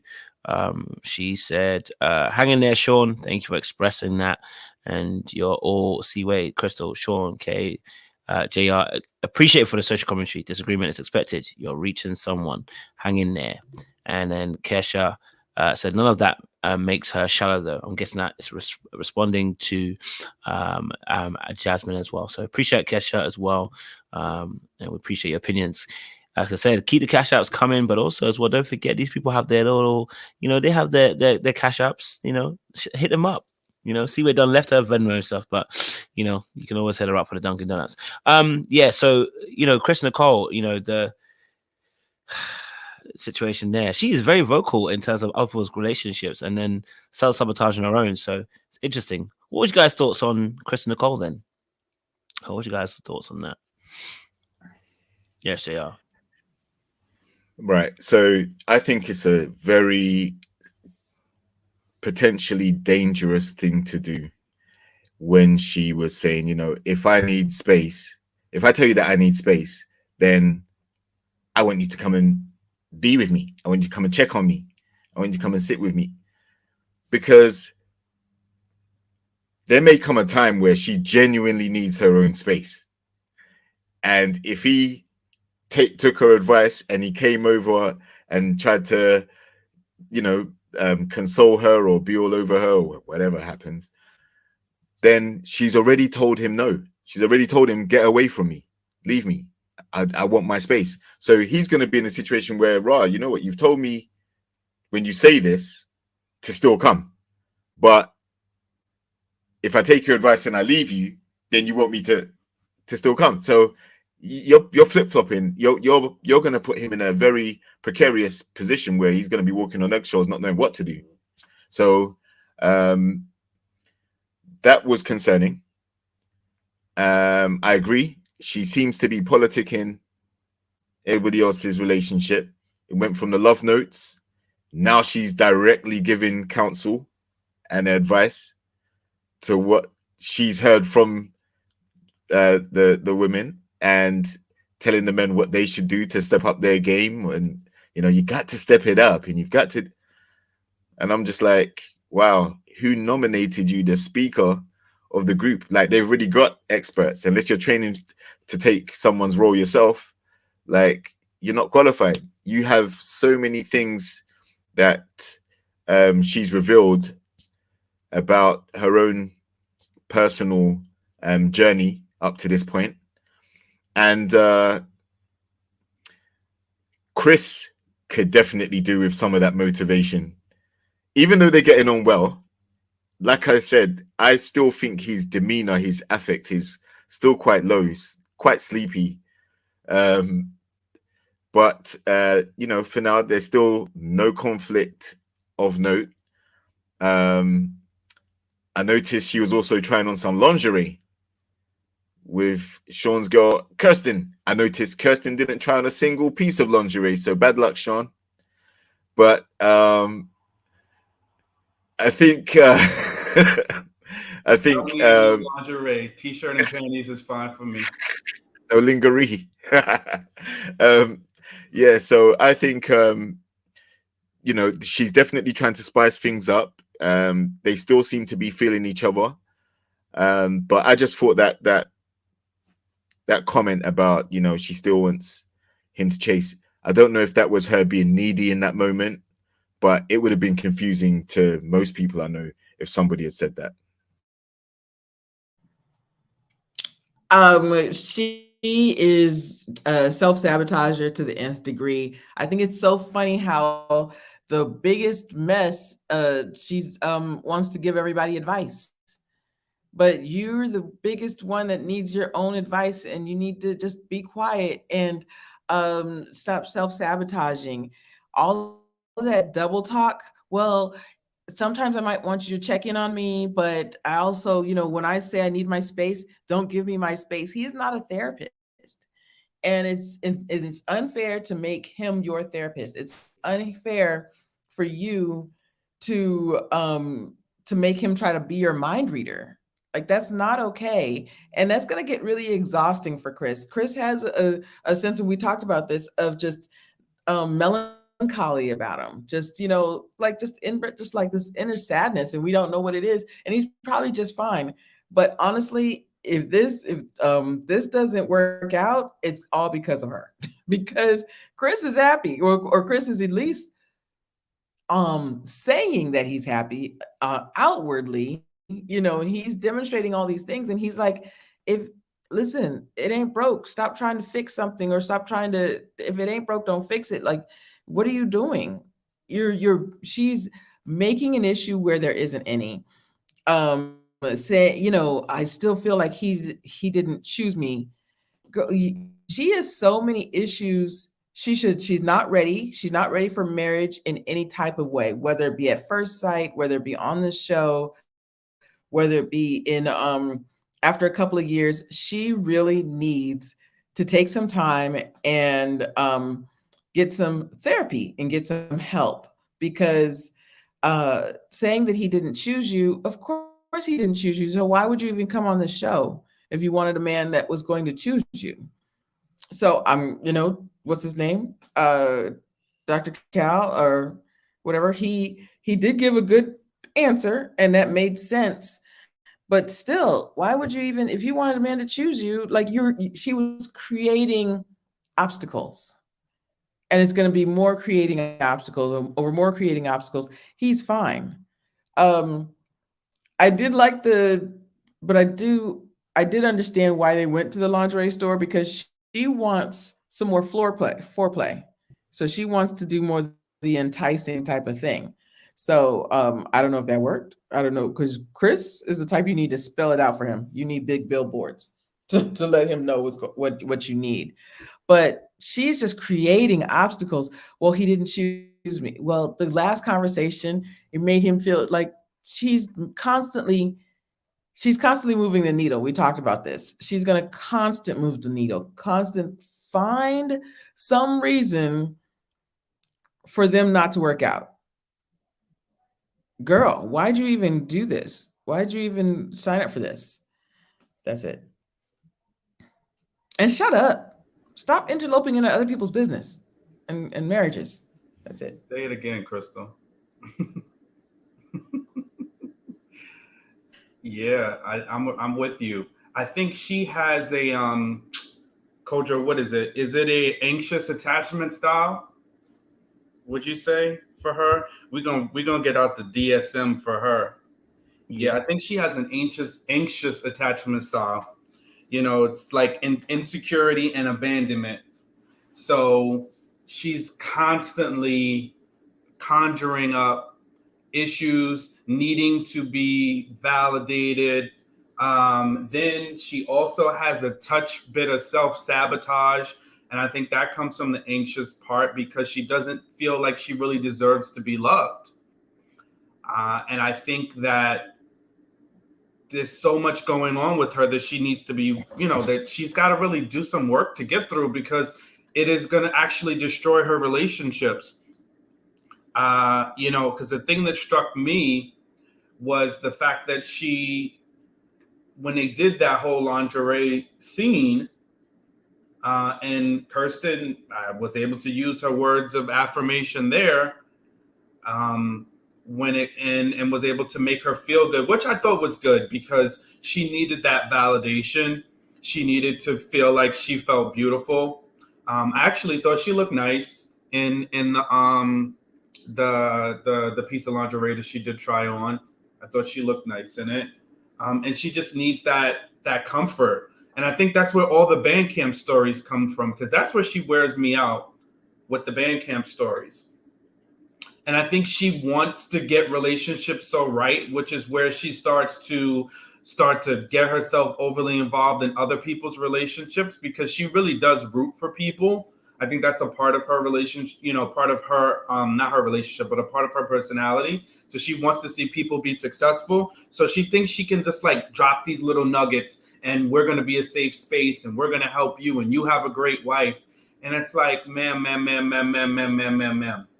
We just need you to slow down a little bit. You just, pick one thing at a time. How about you work on yourself? And when people ask you for your opinion, or if somebody asks you about what you think about their relationship or ask you for advice, that's when you give it. It's the unsolicited advice constantly and throwing yourselves into things that just, you set off bombs. Like she triggered that whole argument earlier, and it's like if you would just kind of keep it, just shh. She's another one. She just chat too much.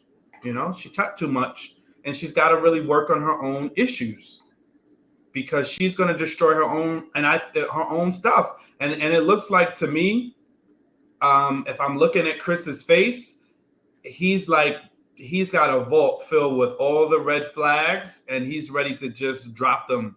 He's like, you just keep giving me more ammunition. Just keep it, and then I'm going to use this as a way out. That's what I see. Listen, you know what? Nicole just needs to get herself in therapy fast so that she doesn't kill the relationship. Do you know what I mean? Because she's actually she's a good lass. You know what I mean? Like, she's not a bad girl. She just has attachment issues. But one thing that she said was very true. She is, for people who have got her attachment style, they are going to need a lot of validation. They're going to need a lot of validation in the meantime. And that includes regular contact. That includes when you, for instance, if let's say I'm going to call you at 5 o'clock, if I call you at 6, I have to explain why I called you at 6. Because their attachment style their central nervous system starts bugging out because they're looking for patterns as to why something's going to change. And people who are like that are in their relationship. Their problem with the relationship is oftentimes because they've had irregular emotional connection with the parent giver. So when someone else presents that energy, they start getting nervous, they start getting fearful, because they're thinking, again, my emotional needs are about to not be met again. I'm probably going to be abandoned in this moment in time. So it definitely, for someone like Nicole, I'm gonna be honest with you, I can't do it. I personally can't do it. But shout out to Chris if he can. So yeah, she just needs, she's going to need that constant reassurance until she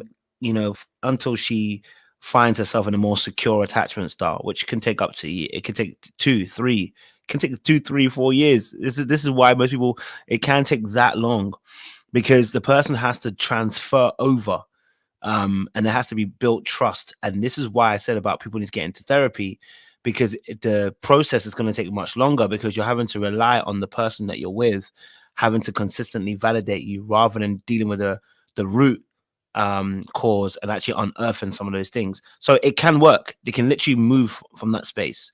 It can work. It's whether his patience will outlast her attachment style. So yeah, so yeah, I mean, we could say Nicole is like Shaq. We could actually say that, that constant reassurance needed is like that as well. So yes, that could also be a case. So yeah, I just think to myself, she just be doing too much in people's business. I need Chris to tell her at the table, shut the fuck up. Shut the fuck up. Yeah? Gentle, just a gentle, shut the fuck up. All right. You know what I mean? A hand on the leg, a little squeeze on the knee. You know what I mean? Because she's doing too much.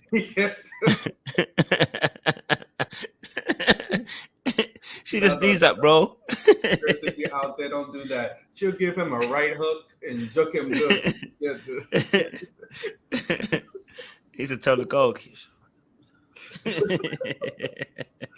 tell her elephant shoes, because you see how geek she was when Dr. Cal pretty much forced him to say he loved her. Why do they do that, by the way? I don't why.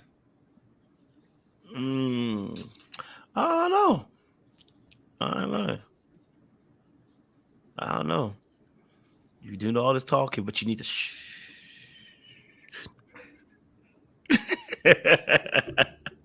You should tell her, I love you when you're quiet. Yeah.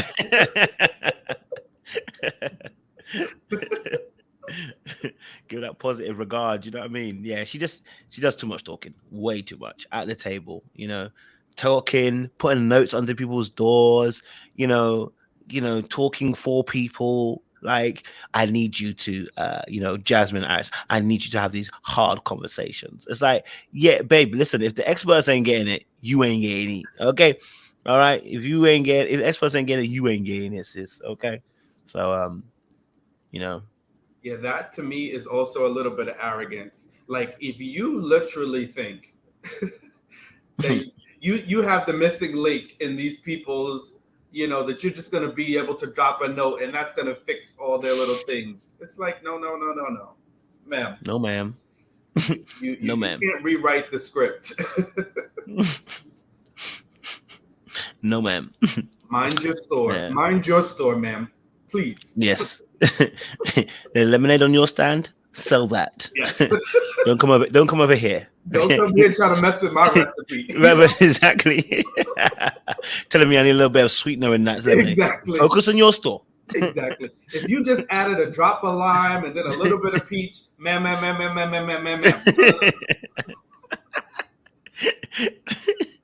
Fix your lemonade first. Okay? Thanks. Oh, freaking out. Oh, shoot. Yeah. So that's that part done. Quickly, we can talk about Clint and Gina because their situation. I just want to say, I think Clint is an absolute freaking gem. Absolute gem. And Gina does not deserve someone like Clint. Not at all. This brother, if we want to talk about somebody who's emotionally regulated, if we want to talk about a stable man, if we want to talk about somebody who takes shots and still standing, this is the brother. Okay, this brother has taken shots at every turn and every corner and has stood strong, and has even, you can see, look, I even see him trying. This guy's trying. I cook for the people that I love. I do this for the people. You hear him saying these little sentiments, but Gina's just here to promote her business, and her attitude is ugly. Honestly, I think, very rarely do I say this, but I think she's got major issues when it comes to men. And I'm not even talking about relationships. I'm talking about her actual attitude towards men, because the way she's held this grudge over Clint from beginning to end. Yeah, her actual issue is men in general. It's nothing to do with relationships per se. I mean, relationships too, but she generally has an issue with men. And Clint is now that man. Nothing can satisfy her. She need more wood for the fire. Yeah, anyway, but yeah. What are you saying, Sean? Yeah, it's like even last week when she's one of those that you can't tell them nothing. They know everything. Because who was it that was trying to tell her last week? They were trying to tell her what she needed to work on. And she was like, but we're already doing that. And they were like, no. I think it was Dr. P. Was it Dr. Pia that kind of helped her regulate and realize, yes, it was, because they were talking about the intimacy and what are some of the things that you need to do. And she was like, shut down again. And then again, they met with Dr. Pepper and had some more advice. And she was rejecting that as well. But I think we've friend zoned each other. No, you friend zoned him. So stop making it a we. There's certain instances where in a marriage, in a relationship, it's the we. But no, this is the you. This is what you've done. This is the dynamic that you've set up because you are not attracted to him. And he is willing to try, but you are no longer. And all you do is just sit up and expect to be catered to. Talk about your business. She even said, oh, maybe you can cook something for him. Oh, Clint does the cooking. Man was frying up catfish. He fried up some catfish for made a cat. What? I love me some catfish. Now, what we do need to talk about, we need to talk about Dr. Pepper. Because I'm sorry, Dr. Pepper. Talking about a romantic movie is driving Miss Daisy. Dr. Pepper, you need to be caught up on current times because where is the romance in a black man driving around an old white woman and catering to her and being a modern day slave? Like why are you advocating for that and to ignite romance? Dr. Pepper, you got to do better. She couldn't even muster up the Notebook, but driving Miss Daisy is to ignite the romance between Gina and Clint. Come on now. That did it for me. I'm sorry. She was trying to ignite some cuddle time between them. They wouldn't even hold hands, so she got them to hold hands. The driving Miss Daisy, I was like, I'm done. What are you talking about, Dr. Pepper? That's not a romantic. That's not a rom-com. But the other movie she mentioned, I do like The Art of Driving in the Rain, The Art of Racing in the Rain. That's a sad movie. That's a very sad and sweet movie. But that I was like, come on, where do you? And honestly, I'm annoyed that she asked Eris and Jasmine, "Are you guys done? Or where are we at with this couple? Is it time for you guys to just cash it in?"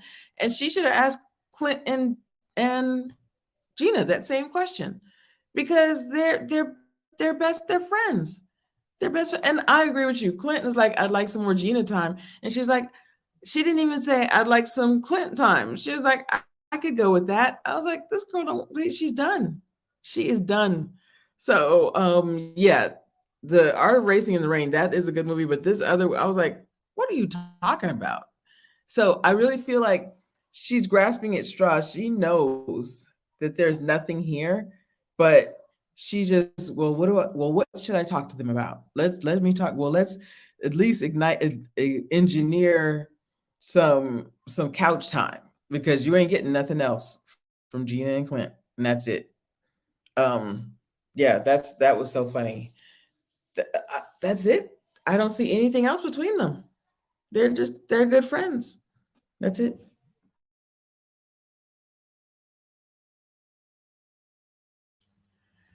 Yeah, I didn't see any improvement in terms of a connection between these two, but they do get on very well as friends. They're laughing and joking now, silly little comments that they make to each other and stuff.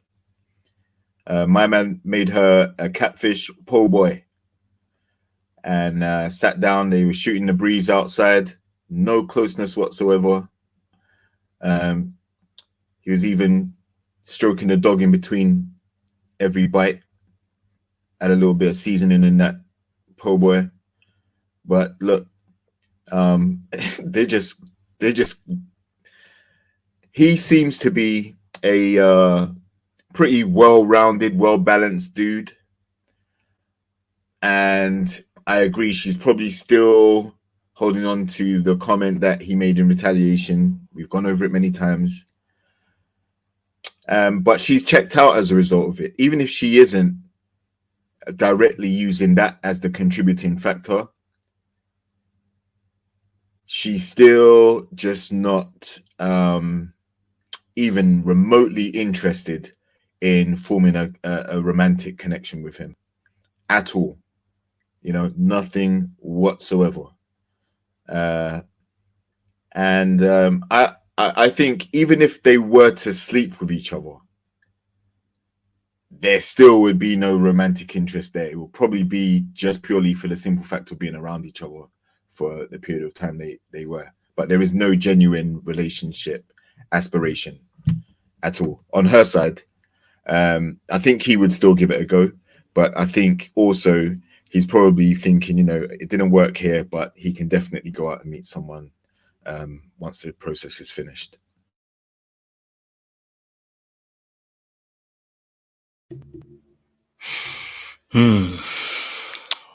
Listen, it's a wild one out here, you know. Listen, you know, the situation with the old girl, you know, Gina, she'll learn that, you know what, this would have been, you know, this would have been a great person to have been with, you know, but you know, she will learn her lesson in future.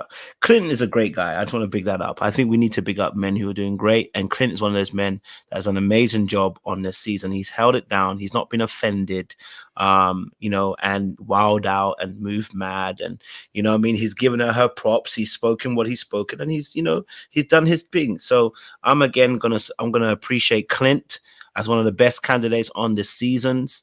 And you know, he has not done it. He's done it without a grumble and a complaint, because Gina has been an unmoving saint. I'm telling you, this girl was complaining about him even moving in, let alone anything else. She didn't even want him. She didn't even want to do that until she was pushed to, until she realized her money was probably going to be on the line, and her salon publicity would be on the line, right? So for me, shout out to Clint. Big time. I like the guy. I like his energy. I like what he's about. So, yeah, I'm not mad at it. You know, he's been open to anything that was coming his way. He's tried. He's cooked. He's cleaned. He's even, the dog likes him more than the dog likes her. Blood. At this point, the dog came to the balcony. Who did he come to? The dog came to him. At this point, yeah, Gina ain't ish, man, and we appreciate someone like Clint. You know, yeah, I think. You know, Clint's an amazing guy. So for me personally, Clint has been outstanding, as I would say, you know. But yeah, that's the end of the four, guys, you know. There's no more to discuss on those particular aspects. We've reached the conclusion. Not sure I'm popping up my screen. Mouthful. I don't know why you pop on the screen like that, bro. Almost like you're about to choke on this food, bro. So, but when you're ready to, we'd love to hear your benedictions, and we'll wrap it up as well. I needed just a quick oatmeal raisin cookie. No, it's outside of my fasting window, but what can we bro, do? I'm fasting too now, you know. I'm with you on this now. Intermittent fasting right now, because it works, man. Yeah, I need to, man. Training next week, though. But yeah. Go for it, bro. Whenever you're ready. Okay. Well, we had a wonderful fireside chat, late night evening. So thank you all for hanging out with us into the midnight wee hours. I think we learned a few things, right? You know, this go around. I think with our first couple, highly contested. But I think one of the takeaways is, first, you know, we want to love the people we're in relations with the way that we want to, the way that they want to be loved, right? That's the platinum rule. And we do that in relationships. We love them the way that they want to be loved. On the other end of that, we have to give people the room and the space to love us the way that we want to be loved, and allow them to grow into that, right? Because everybody moves and operates at their own pace and as they are. So we can also assume and expect people to know and understand and do exactly what we want them to do. We have to effectively communicate that, right? And give people the room to grow into that, to have a healthy, successful relationship. But we also need to have the confidence in our own self to not look for validation from our spouse, right? We want them to support us. We want them to love us. We want them to be there for us, but they're not there to validate us. We have to be independent, and also understand that we are whole, and it's two whole people in a relationship. And if you're not whole, maybe you need to do as Kojo says, sit on the bench and heal so that you get whole, right? And that's for in either side. Lastly, well, not lastly, but next we'll talk about Aris and Jasmine. Listen, don't let anybody reject you more than once, because when they reject you more than once, you're giving them the power to determine how they move next, right? So give somebody the room and the space to tell you once how they feel, and then you make the determination forward, right? And we, in a lot of instances, we don't like to match energy, but there's certain times when we need to. And if somebody is not showing us reciprocity, showing us that they care, showing us that they are desirous of a relationship with us, we need to move accordingly. Don't allow somebody to dictate those steps for you. Please have the confidence to move accordingly.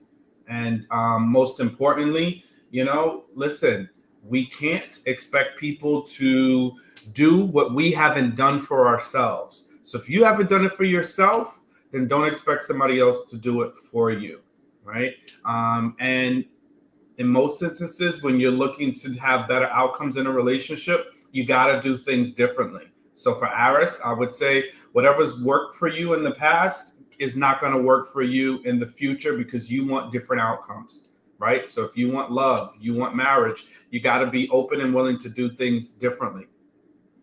Next, we talk about Kirsten and Nicole, and it's the age-old story of, first, you need to pull the log out of your own eye before looking to pull the splint out of someone else's. Don't impart wisdom before you've worked on yourself. So please, sometimes you can do a major disservice to folks when you give unsolicited advice, and especially when you reveal things that are told to you in confidence. Next, anxious attachment styles show the need and the necessity to heal, to get better, to grow. And if that's you, then you need to heal from that, because expecting someone to heal the inner child in a relationship is an unrealistic outcome, right? You've got to do that work on your own and do the healing so that you'll be better. And lastly, look, Gina and Clint, friends are okay, just not in the marriage. And sometimes you got to know when to hold them and when to fold them. And I think it's time to fold them. Back to you, Coach. Yep, guys, appreciate you. Thank you for coming out. I know it's late, almost 2 hours late. In fact, it was 2 hours late. It was 2 and 10 hours late. Appreciate you lot for coming through and jamming with us on Married at First Sight. I know it's a little bit later than usual. Listen, we'll be back here, I guess, Saturday for Ready to Love. So we'll be talking about the reunion and stuff. And back on Sunday for the men's chat as well. So we'll look forward to it. But obviously, Love is Blind, it releases tonight, 1 a.m. I think 1 a.m. GMT, I'll say 1 a.m. GMT for me, or 1 a.m. thingy, whatever. So we'll look forward to watching the latest episode. So we're gonna find out. But make sure you guys like, share, subscribe. You click to the bell button of this channel as well. We look forward to seeing you guys on the next panel as well. Don't do anything I wouldn't do, baby. We appreciate you. All right. Oh, you didn't do your question. Yes. You have a question, bro? Actually, I've got my notes. Hmm? You have a question? I can get one in 30 seconds. I'm trying. Let me go to my notes and see. I've got my notes today, so I can actually give one today. This is for the girls on INDEPENENT. I can't lie, that part so hard. Let me get my question. Let me get my question. Okay, here are my notes. All right, cool. There we go. I put one in there. In chat. Okay, fantastic. You know, you be giving these generic questions that the way I don't even know who the answer is. I have no clue who the frick that is. I have no clue. Oh, gracious king. Gracious king. All right, cool. I'm gonna make it a little bit harder for them, actually. I'm gonna make it a bit harder for them. All right. So fantastic. All right, cool. So we saw Aris dance with the instructor, right? But what color shirt was he wearing? Well, I mean, I'm also be a prick about it, because since you give me general questions that ain't so general. What color was the shirt that Aris was wearing whilst he danced with the instructor? Distant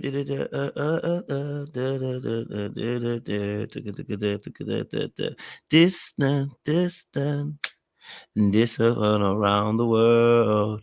All right, cool. Lydia was first. Shout out to you, Lydia.